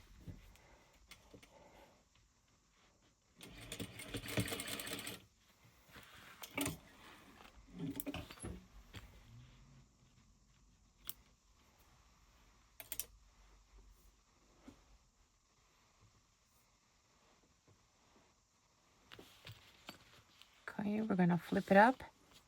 Make sure the seam allowance stays up. Flip it up, and then we're going to top stitch right there.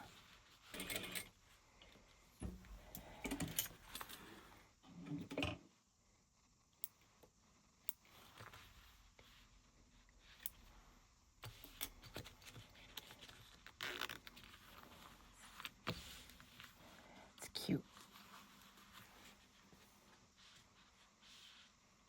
So we're going to gather the 2 nylon webbing that are 2.5 inches long.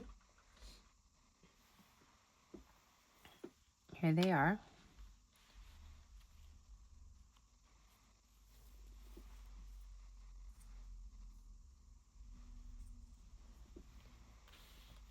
And we're going to let it overhang like about 1/4 inch. And make sure you have it centered on your zipper. I'm going to clip that in place.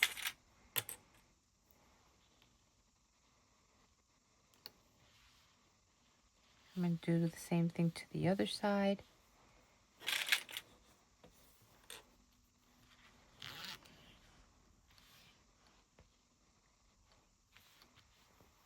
Actually, let me trim this down a bit.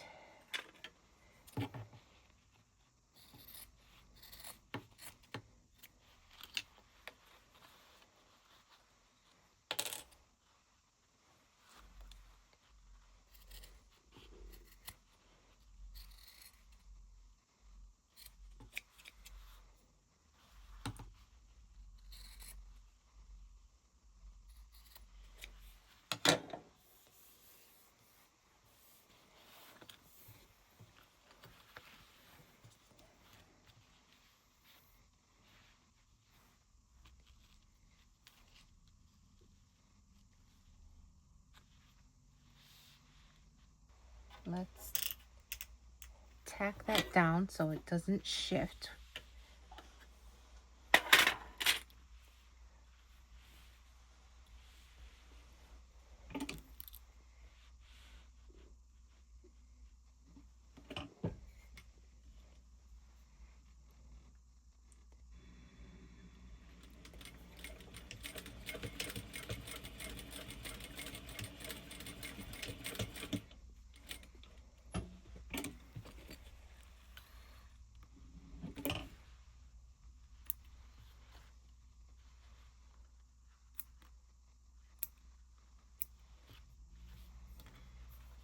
There we go. To the other side.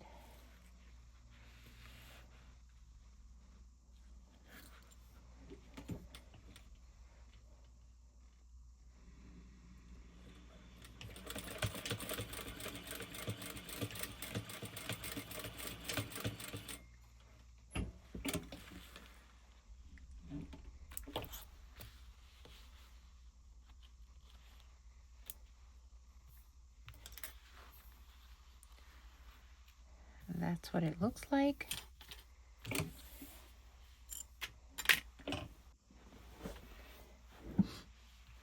Okay, now we take the webbing to the raw ends together, and we're going to baste right here, so we're forming a loop, and we're going to do that to both ends. And there are your loops.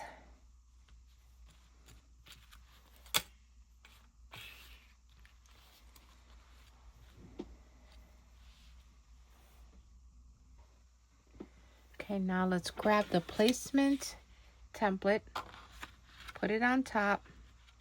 I still have my indentation from the center. Yep.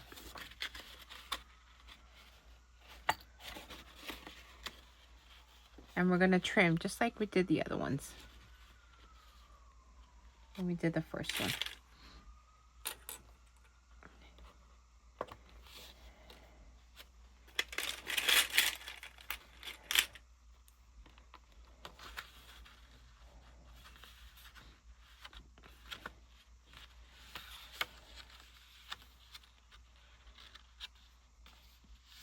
So I have a lot of excess, so I am going to trim. It seems like the back one is good.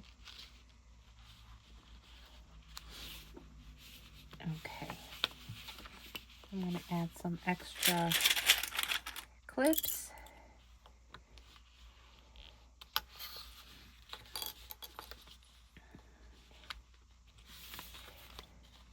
Make sure they line up.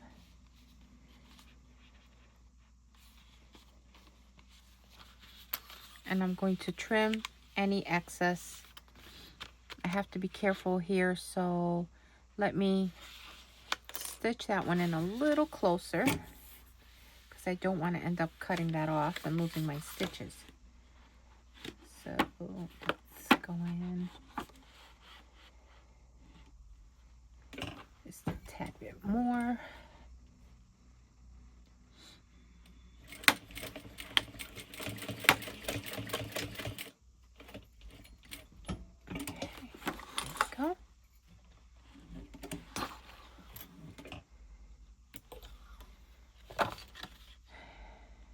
I think I have to check my bobbin.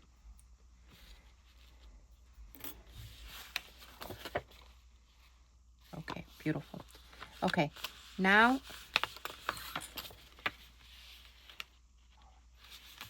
I'm going to trim all this excess. I'll be right back.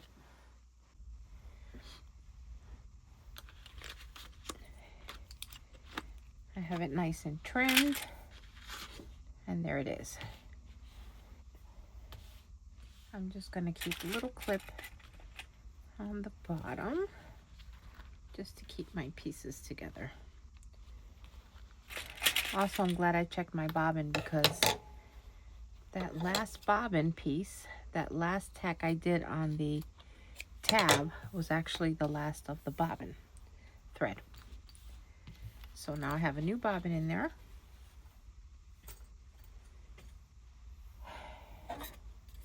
And you want to grab your last mesh piece with your fold over elastic. I'm going to put double-sided tape on the elastic. Get my 1/4 inch tape. Sorry, excuse my arm.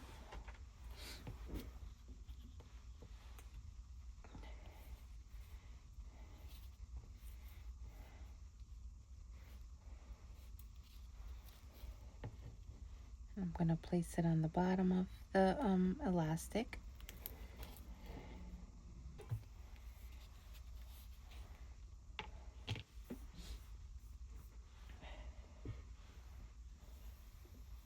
And just like we did the chapstick holder, we're going to align it and fold it over.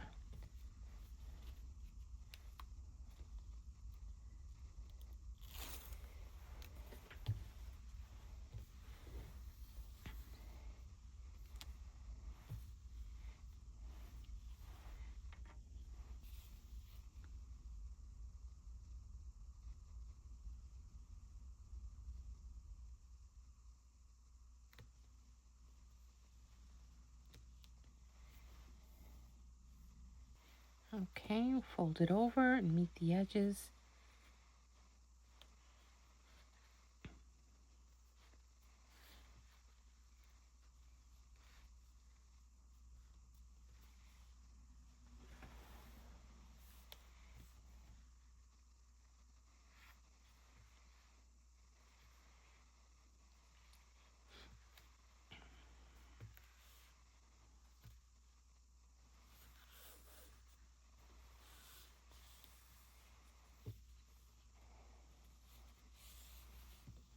And we're going to top stitch.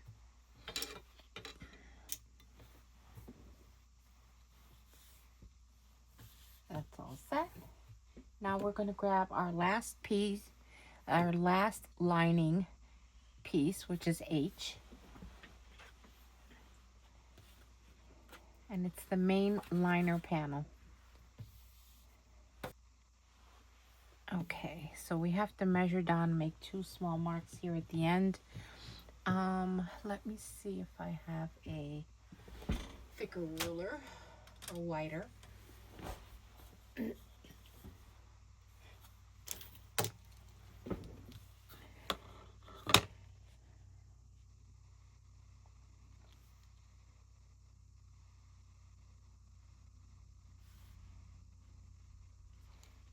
And I'm just going to put a tiny mark there. One on each corner. And we're going to line up the mesh with that there.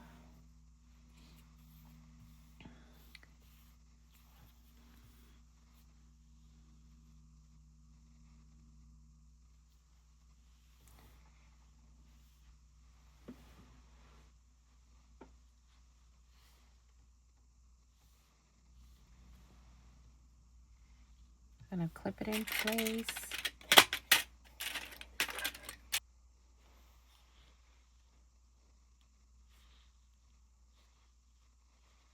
Right? Yeah. There it is. Now we're going to baste around the edges, just to keep the mesh pocket down.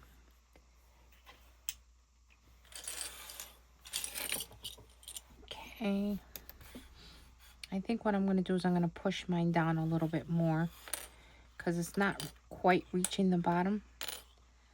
So instead of going by my little marker there, I'm just going to have it flush with the bottom so that when I stitch it, I want to make sure I grab the mesh.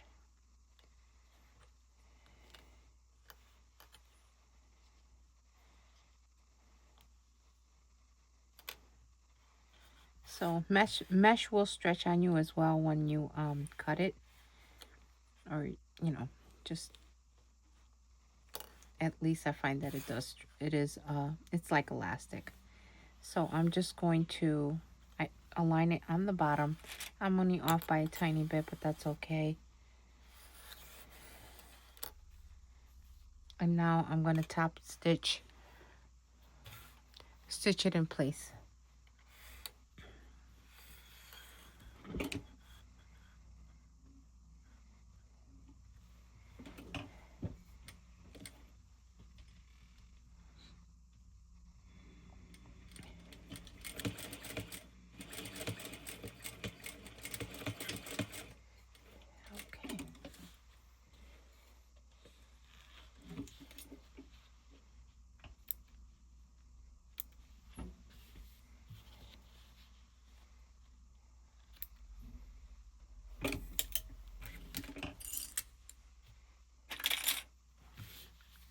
And there we are.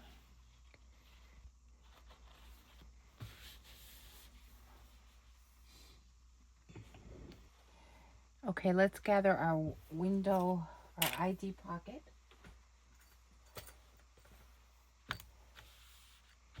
With our mesh. We're going to baste this together back to back. So let me just clip my extra pieces of mesh out of the way. Just trim it down.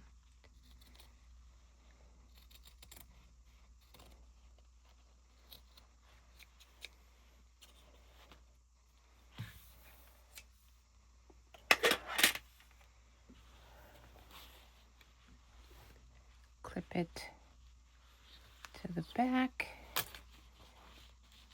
Again, let me find my centers because I'm so good at finding my centers beforehand.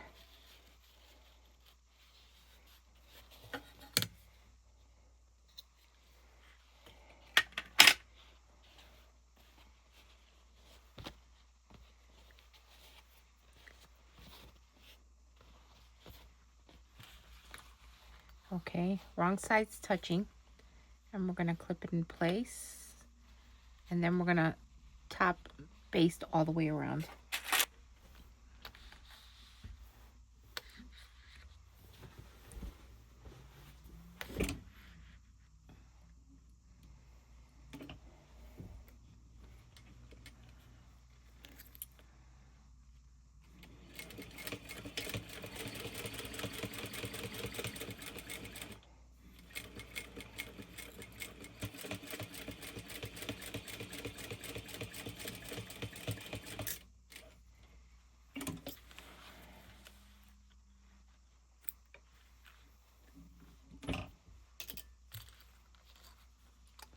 And there we are. There we go. Just gonna clip some of these loose threads.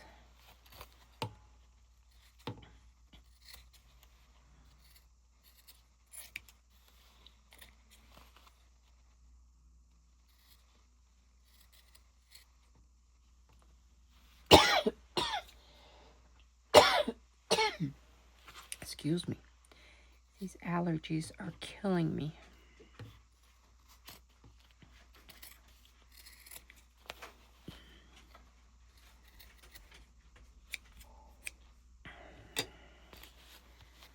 All right, so now we have the front tack down, and we have the back tack down. Okay. Now we're at the final stretch. So I want you to gather your back piece, which is the card slot piece, or the back piece, you know what I mean, with the window thing in the back. All right. And you want your gusset pieces. All right. You want the zipper to be facing the way you normally would when you close it. So my zipper is going to be closing to the left. Okay. Open your zipper.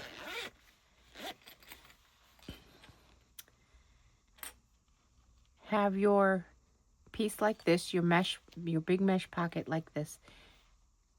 This is important that all your pieces do have the center marks. You're going to lift your zipper tape. I have a little notch there. And we're going to do it right sides together. Okay? So we're only working with the zipper tapes in front of you. We're not working with the back. We're working with the front. Trust me, this is going to work. If you have a small stapler and you want to use that, feel free to use that. I don't usually use staplers, so I'm going to clip mine. Here's my center notch. I'm going to match it up with that one. I'm going to clip there.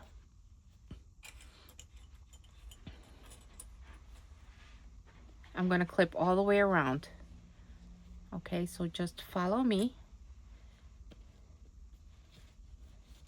Just make sure my zipper tape is up there, which I'm thinking maybe I should use double-sided tape.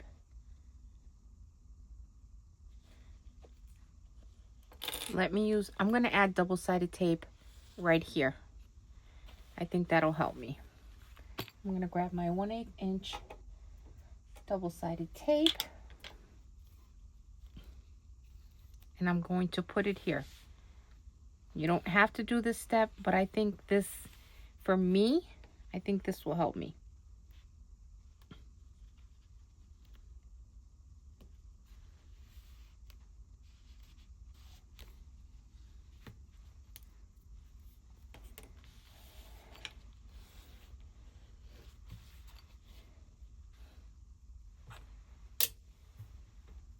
Okay, I just took the backing off my double-sided tape.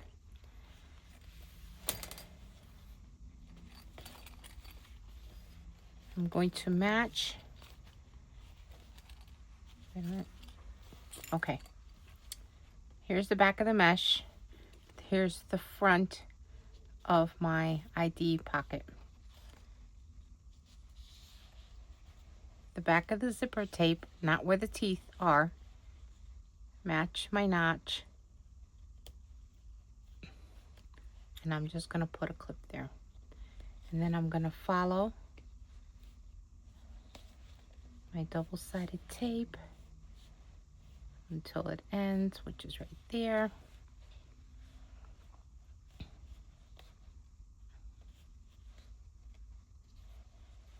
Okay, that worked. Just to be on the safe side, I'm going to add clips there. Now, we're going to work backwards, okay? So, I hope you can see this. We clip that piece, and we're going to clip it this way. Okay, so basically you're tucking the back under. See, because your tape is on this side. And we're going to keep clipping all the way around. Now, don't clip your tape. If you want to clip this, clip the corner piece. I'm just gonna, or use double-sided tape.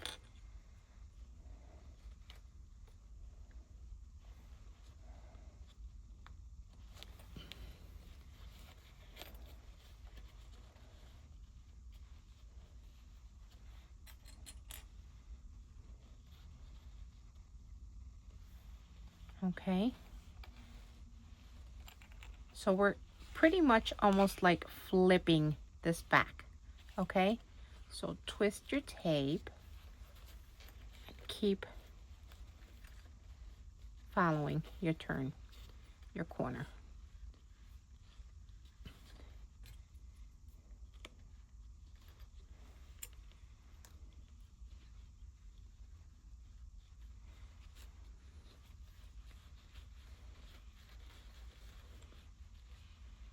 I think this is where my tiny clips would come in handy. Let me see if I can pull them out.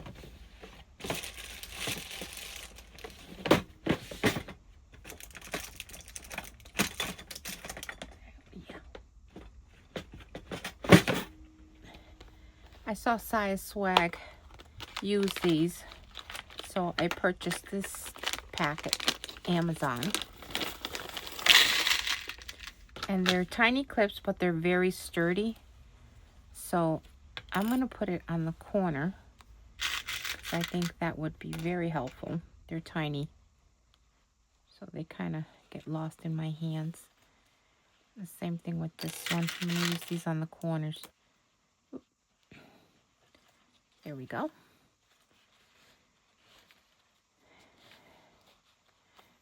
Actually, some of these are very hard to open, but they do have like a little rubber piece on the inside.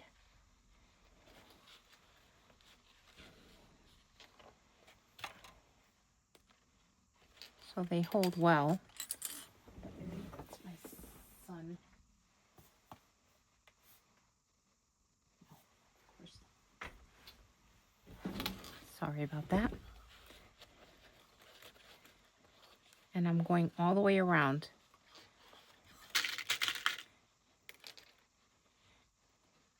Slippery.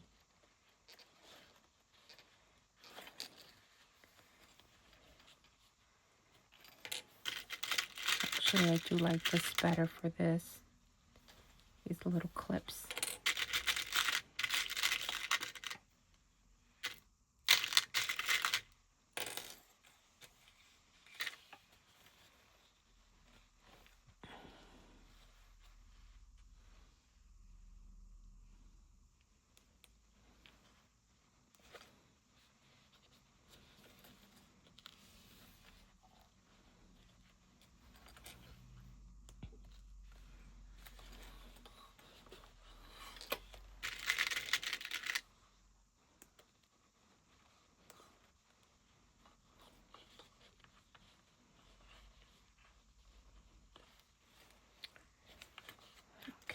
let me finish the zipper.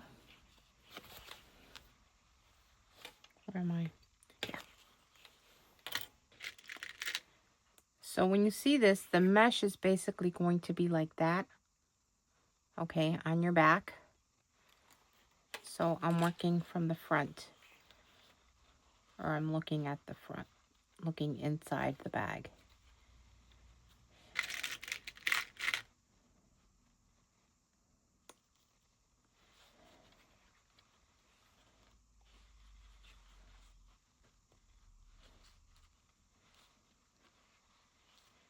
And these clips really did come in handy. I was wondering when I was going to use these. You know, push the bag.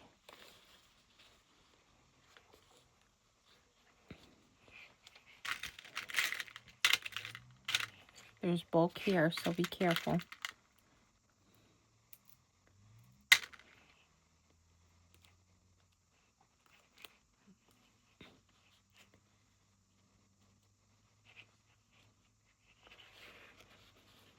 Okay.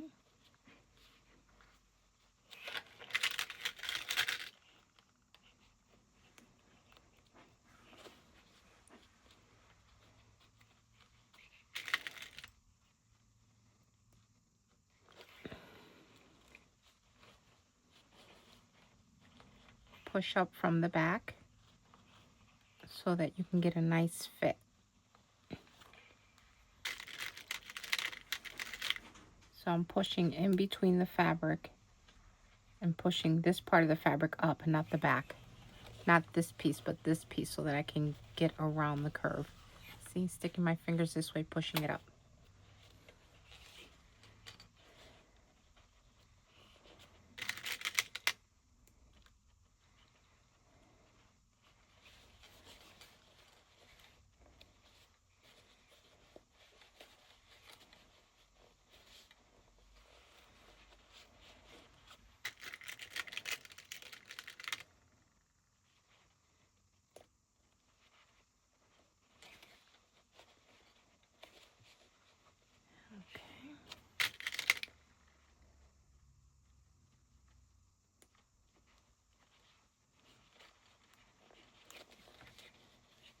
All right.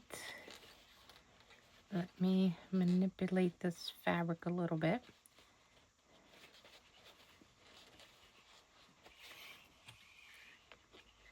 It is thicker there.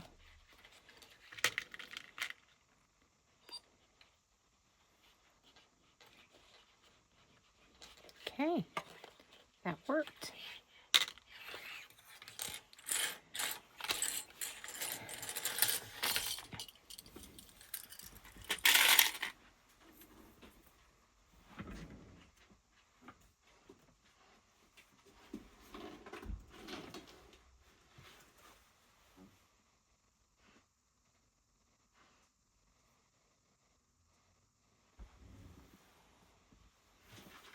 Okay, now we're going to baste that in place using a 1/8 inch seam allowance.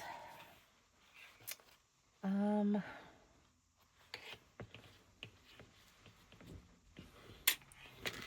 rid of these big clips.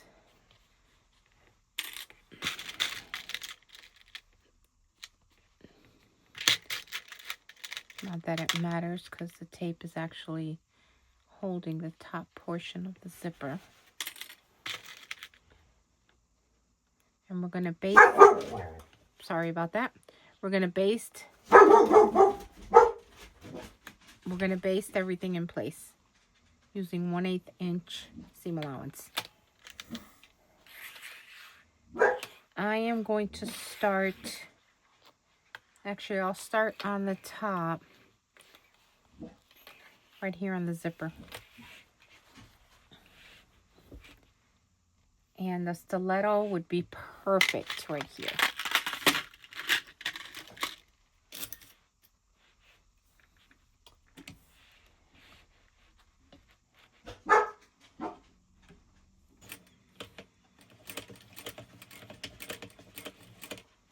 Okay. Did it.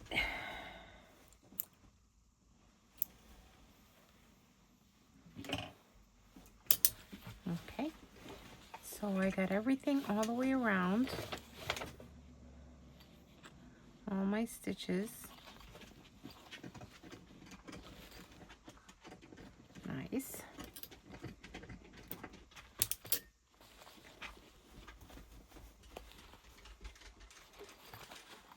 I'm just gonna look on the inside. Right there, you could see some of my stitches there. I'm debating. I'm sure that'll be caught by the binding once we bind it. Okay, so here it is. Here is the fold over elastic that I received in the mail today. So I am so happy it's here. And now that this portion is stitched together or is basted on there, we're going to use the fold over elastic, put it on,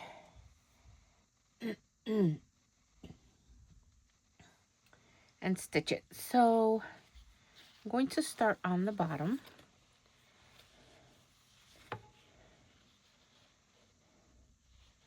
And fold it over.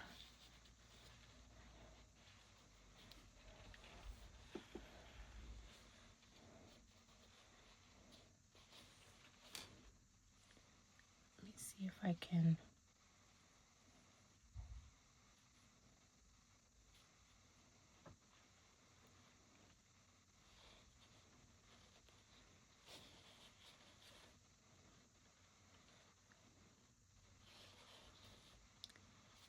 Okay.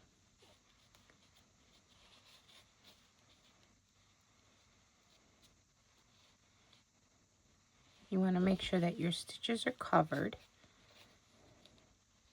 Your stitching. Let's see if this will be good enough.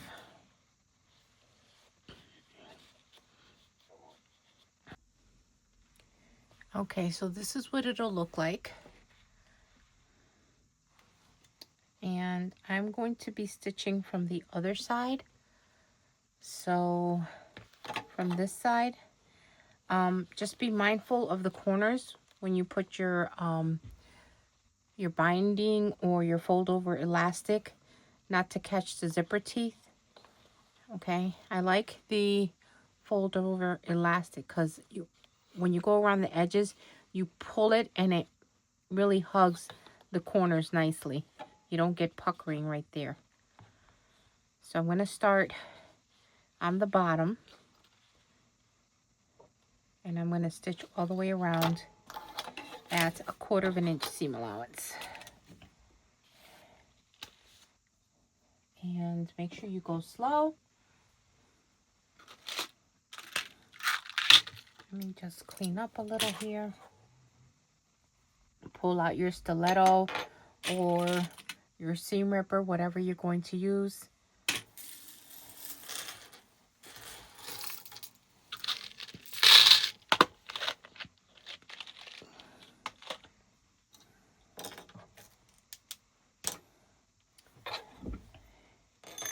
And let's get started. So this is where my tape is overlapping. So I'm going to try to start there.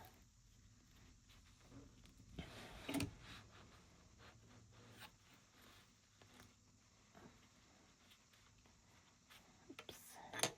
Grab my stiletto. Hold the elastic in place. There we go.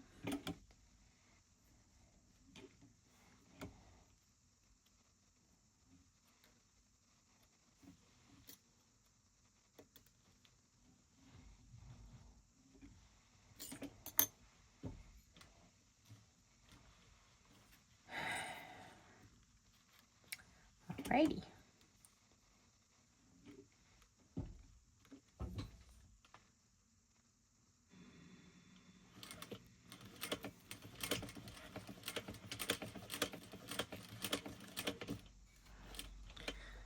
Okay.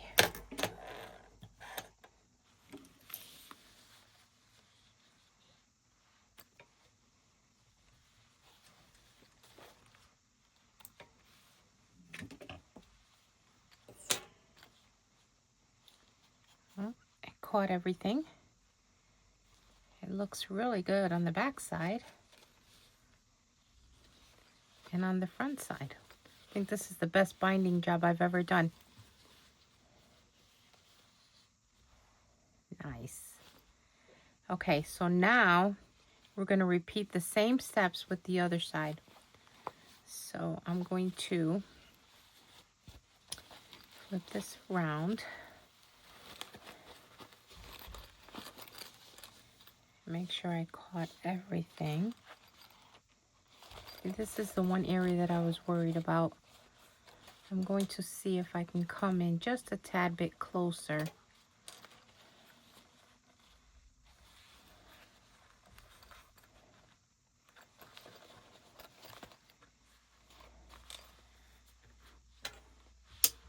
And it's just this little area right here. So it's from here to probably, I'll stop here.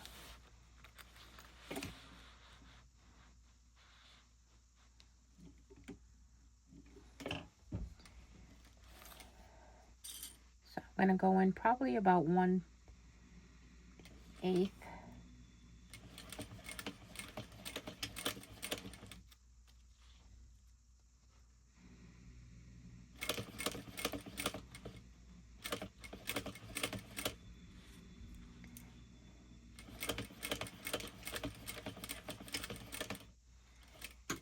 Okay. See how I did there.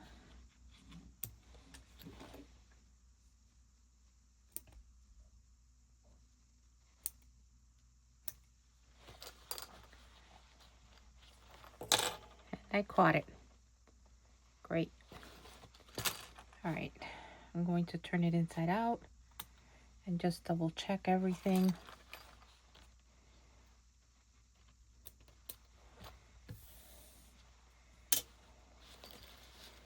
Now to do the other side. So we will open the zipper.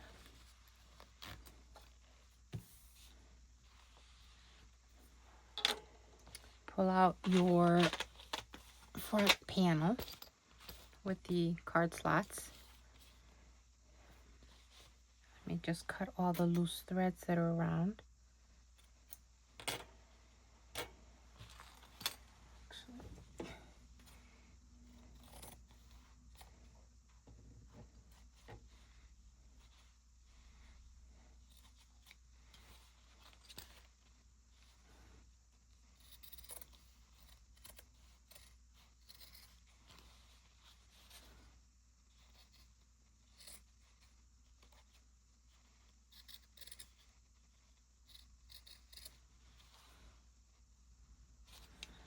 Okay.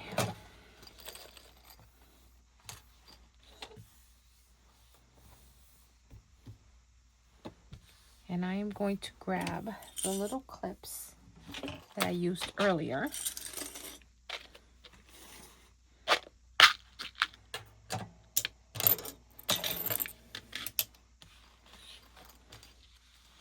And do the same thing. So, this way, upside down. Can you see that? Yep. Okay. That way, and that way. So we're going to find the center again and clip it to this center. So let's see if I can find my center.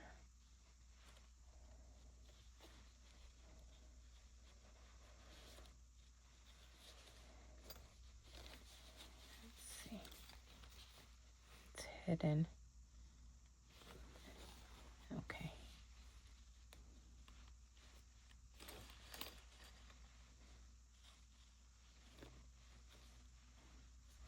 Oh, I'm going to do what I did last time and use double-sided tape for the zipper area.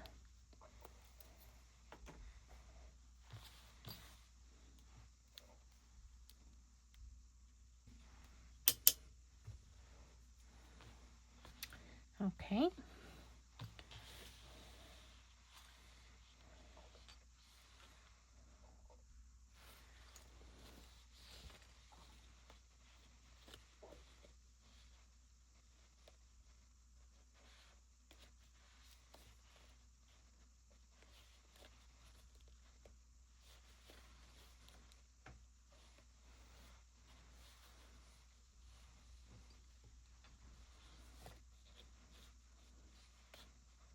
Okay. Now, like we did with the other side, we're gonna top stitch. We're gonna not top stitch. We're gonna stitch it in place using 1/8 of an inch seam allowance, and grab my stiletto.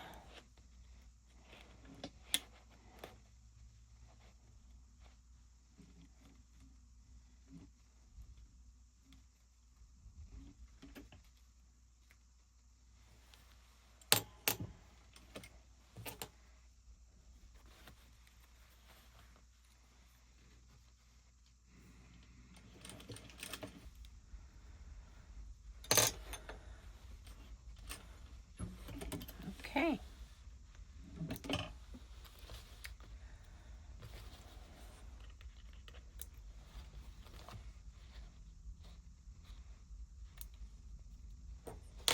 All right, let me double check everything. Looks good. Now I am going to clean up the edges, all these loose threads, clean up my mess here.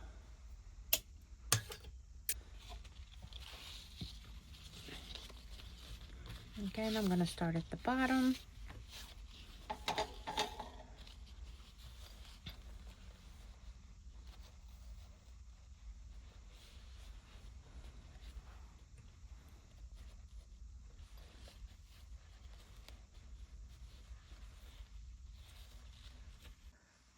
Okay, now that everything is clipped, the zipper is out of the way, I'm going to start at the bottom and stitch again at 1/4 of an inch seam allowance.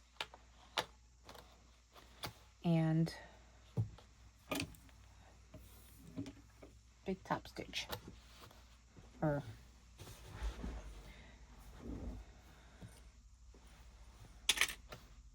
Okay, let's just start at the bottom. Grab my stiletto.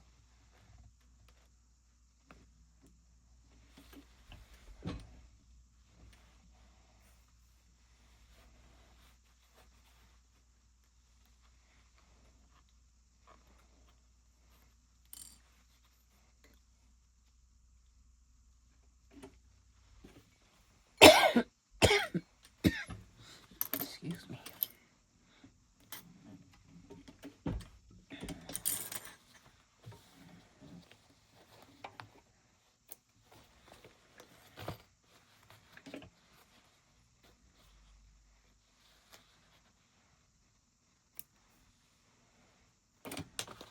Okay, let's make sure I caught everything.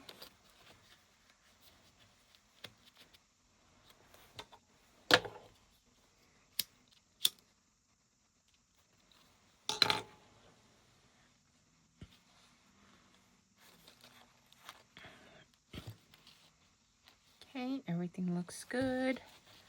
Just check the inside really quickly.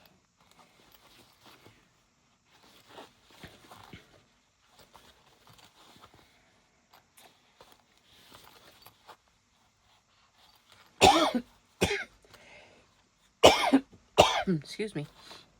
That's it.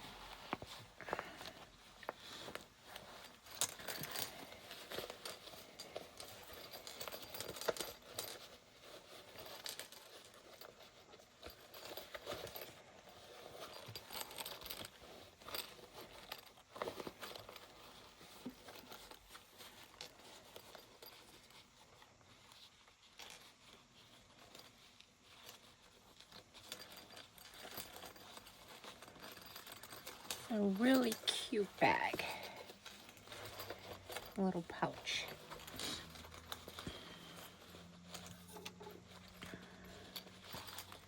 Little tabs are there. All right, let's zip it up.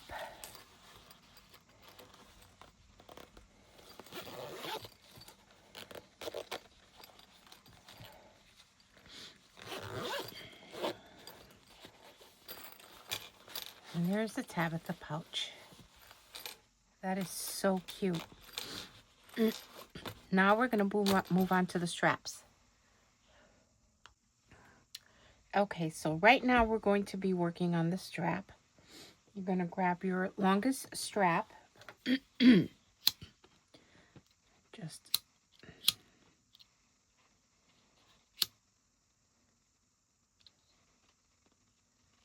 we go.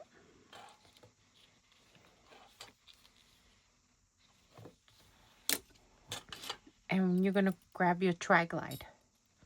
Now what you're going to do is you're going to take your strap, feed it up through the tri-glide, down the middle,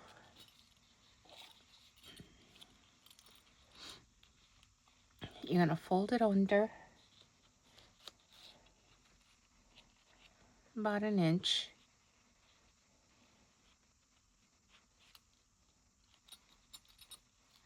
and then you're going to stitch this in place.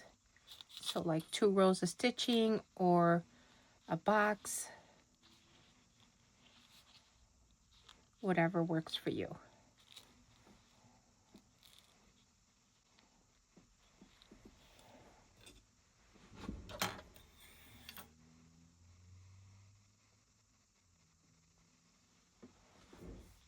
So like about an inch or an inch and a half.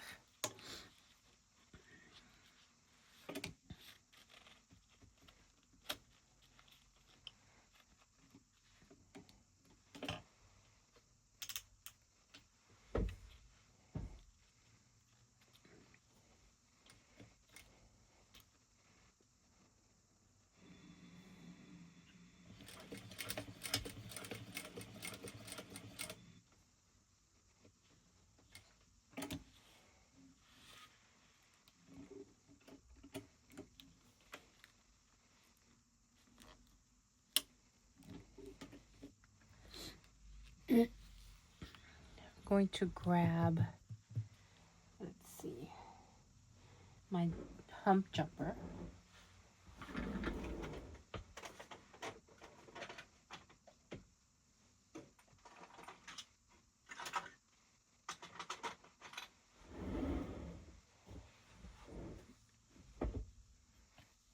And I actually like to use it this way, even though, let's try that.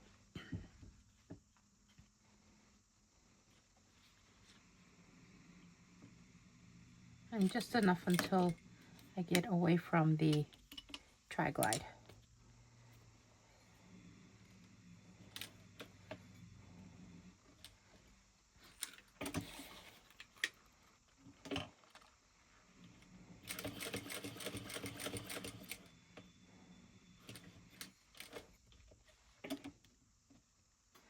Okay, and that's done.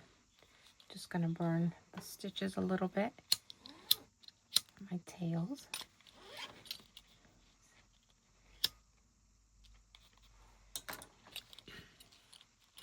Okay, now that that's done, you're going to take the end piece, okay, up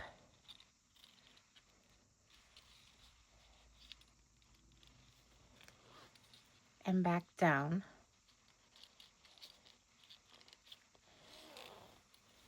So you have a loop like that.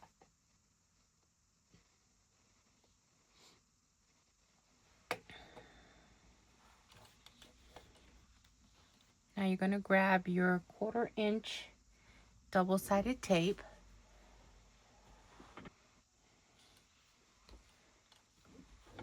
So you can close that up.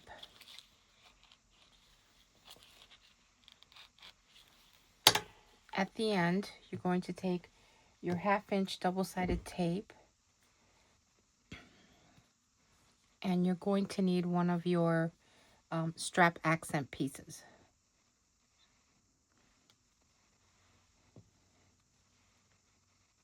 And you actually want 2 pieces.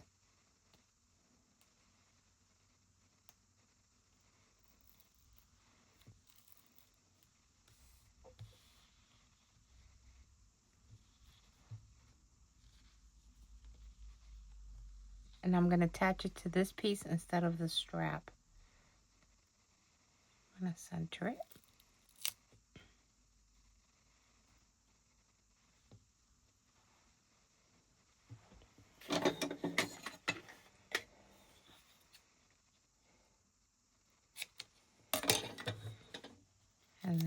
Another piece on the bottom.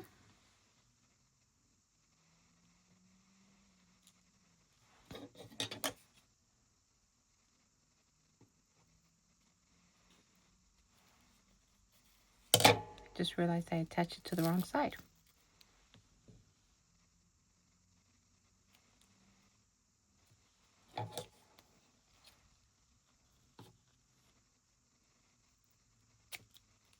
You're going to attach your double-sided tape to the back of your strap accent piece.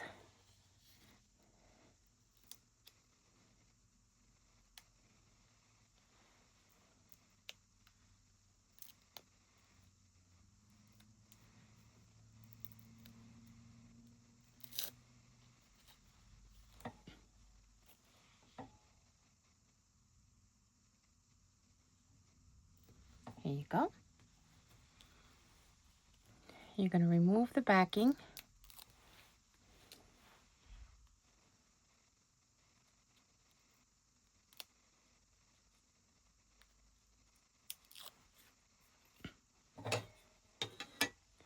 And you're going to attach it to the bottom.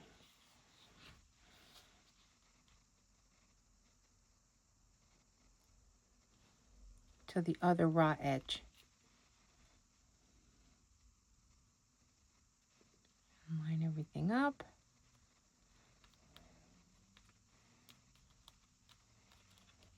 And then we're going to stitch around the box.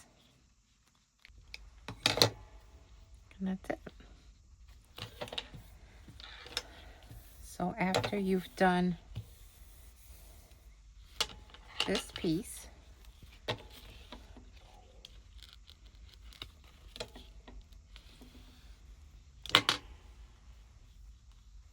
we're going to move on to the other strap. So I'm going to move this to the side, grab my other strap, grab my other strap accent. I'm going to put the double-sided tape on the back.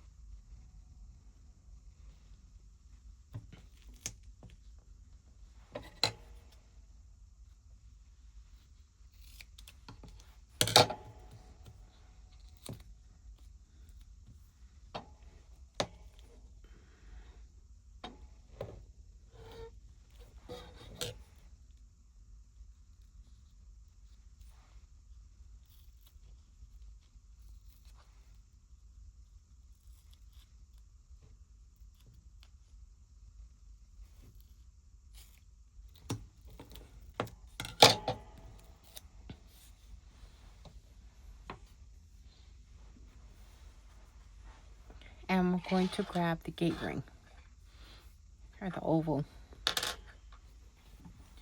Okay, and on one end, we're going to add double-sided tape to the inside piece. Just make sure.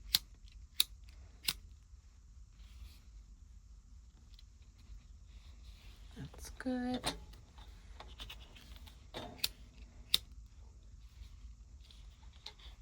That's good.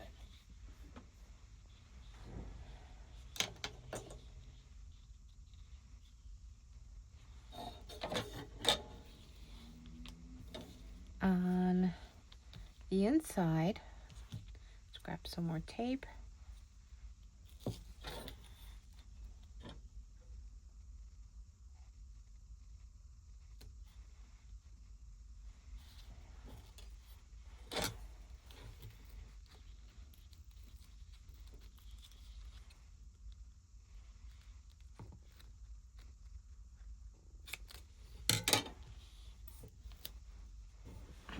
Okay, so what we're going to do is you're going to apply your gate ring, or I call it a gate ring, your oval ring. Slip it through here. I'm going to do it this way so that I can open and close this side. Slip it through there. Remove your double-sided tape and attach it to this end. Let me just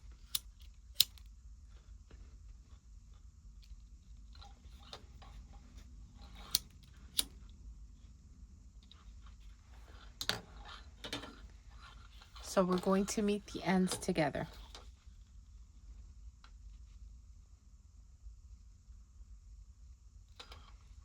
And press. Now you're going to remove the tape in the back of the strap accent pieces or piece. And we're going to do the same thing that we did to the other strap. But this time we're going through both folded, the edge. Sorry, this time we're going through where they meet, the raw edges where they meet.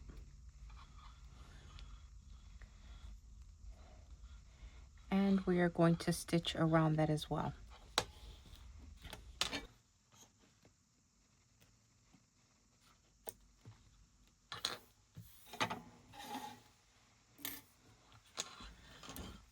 Grab my lighter.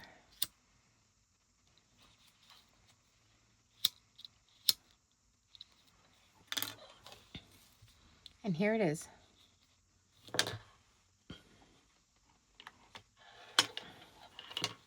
Here are your two straps.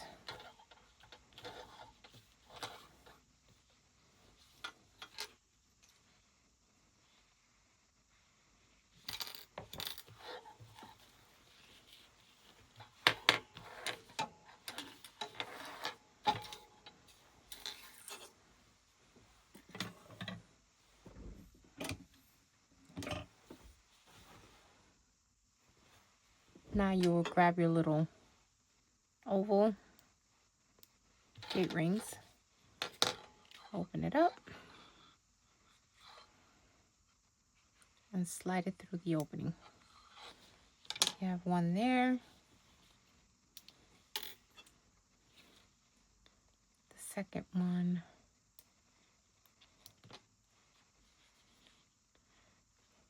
will go through there, and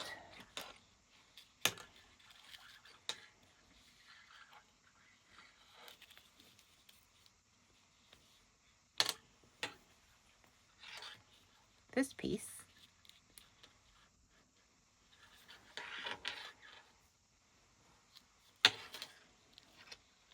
will go through the loop.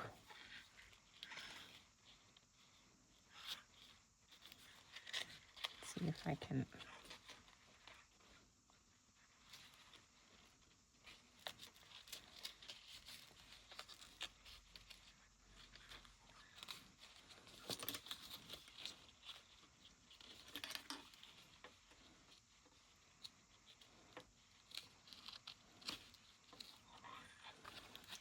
So you have your wrist part, and then you have your crossbody part.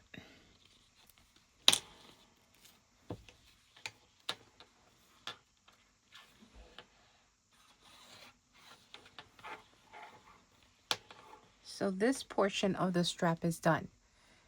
So we have one more thing to do. So this next part is optional.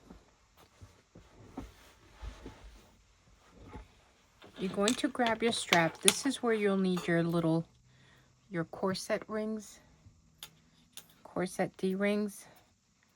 Again, this is optional, and this is like great for if you want to carry extra items on your strap. For example, your keys or chapstick holder. So what you're going to do is you're going to take the strap piece, not the smaller one. Okay, make sure this is up, this side is up. You're going to measure from the bottom all the way up to where she states in the pattern, the instructions. And you're going to do a little mark on both sides.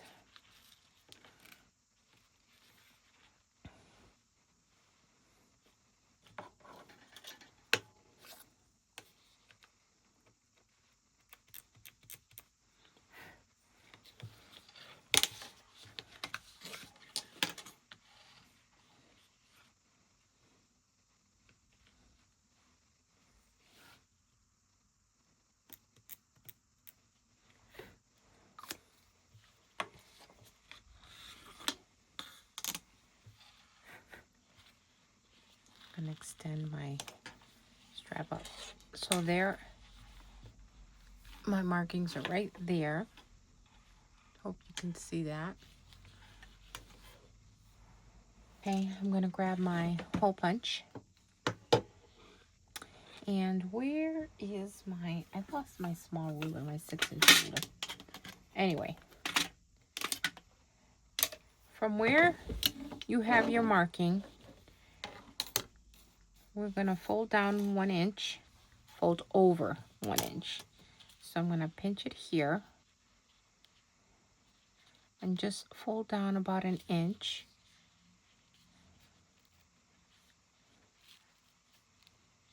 I think that's about 1 inch, right?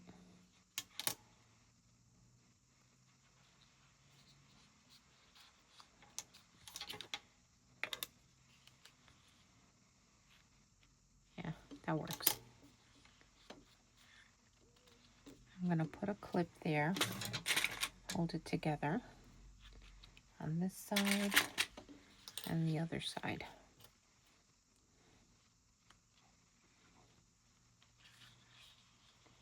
I'm gonna punch a hole .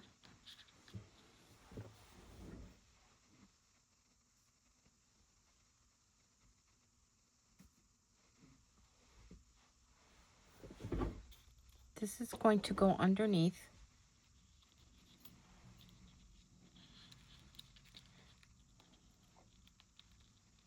Like that.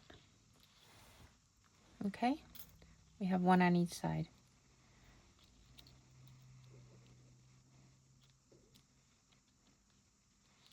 And then we're going to punch a hole through that.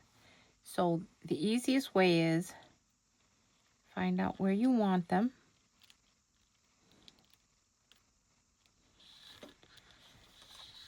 Oh, excuse my fat fingers. Right there. I'm going to mark it with a pen. Let's see. Right about there.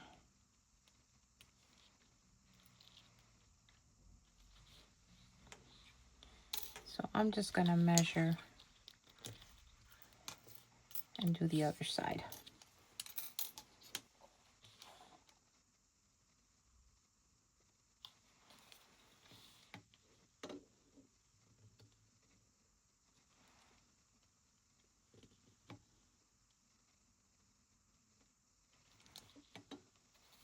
Okay. And I'm going to grab my hole punch and I'm going to go through the whole thing.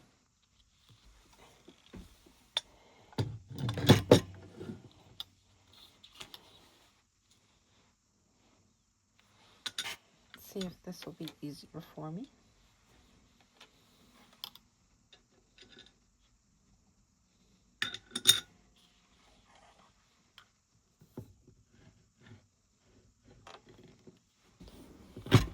Yes.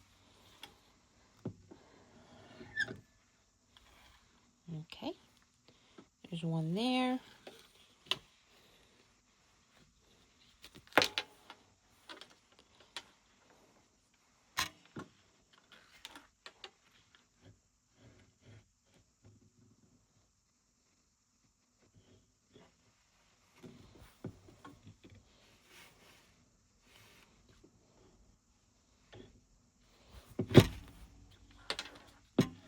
And then the other one.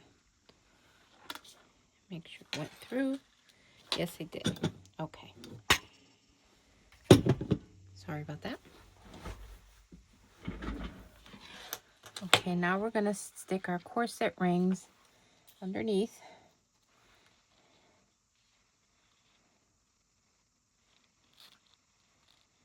Stick our rivet through.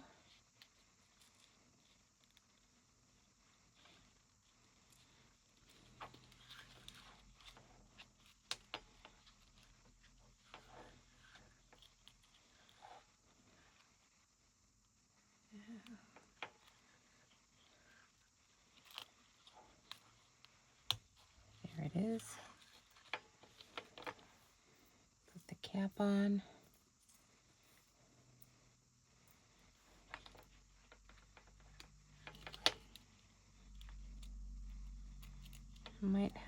put something in between because there's just too much.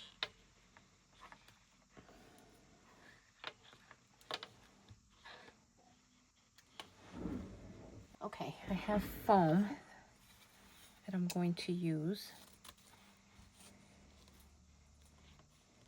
And hopefully it's enough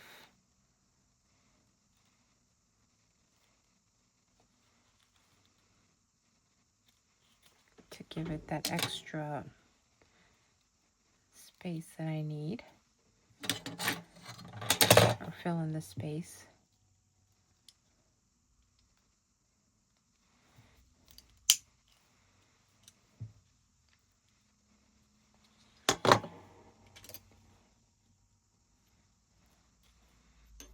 Okay.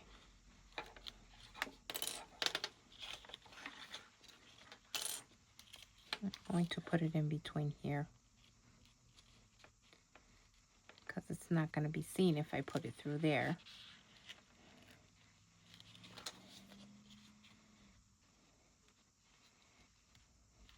There we go. Okay, what I like to do is add a little glue there. I'm going to add, let me grab my clip. I'm going to add a little bit of Gorilla Glue right there so that it'll hold. And I know I seen it.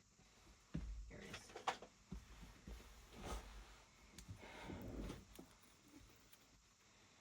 Just a dab.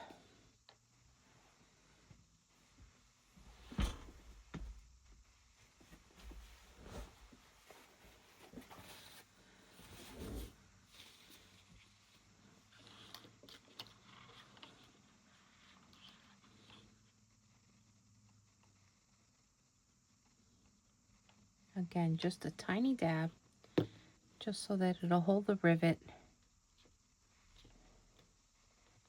And there we go. Perfect. Now we're going to add the other one. All right, so this is what it looks like when it's all set, when it's done. Here are my corset rings. And I folded it over 1 inch, and it really should have been a 1/2 inch right here. So when you fold it over, just fold it over a 1/2 inch. And there it is. That's the back. I'm just going to leave it like that. I'm not, or I might stitch it down. We'll see. But for now, I kind of like it like that. So let's attach it to the bag. Let's see which side I'm going to use it. I think I'm going to do it that way.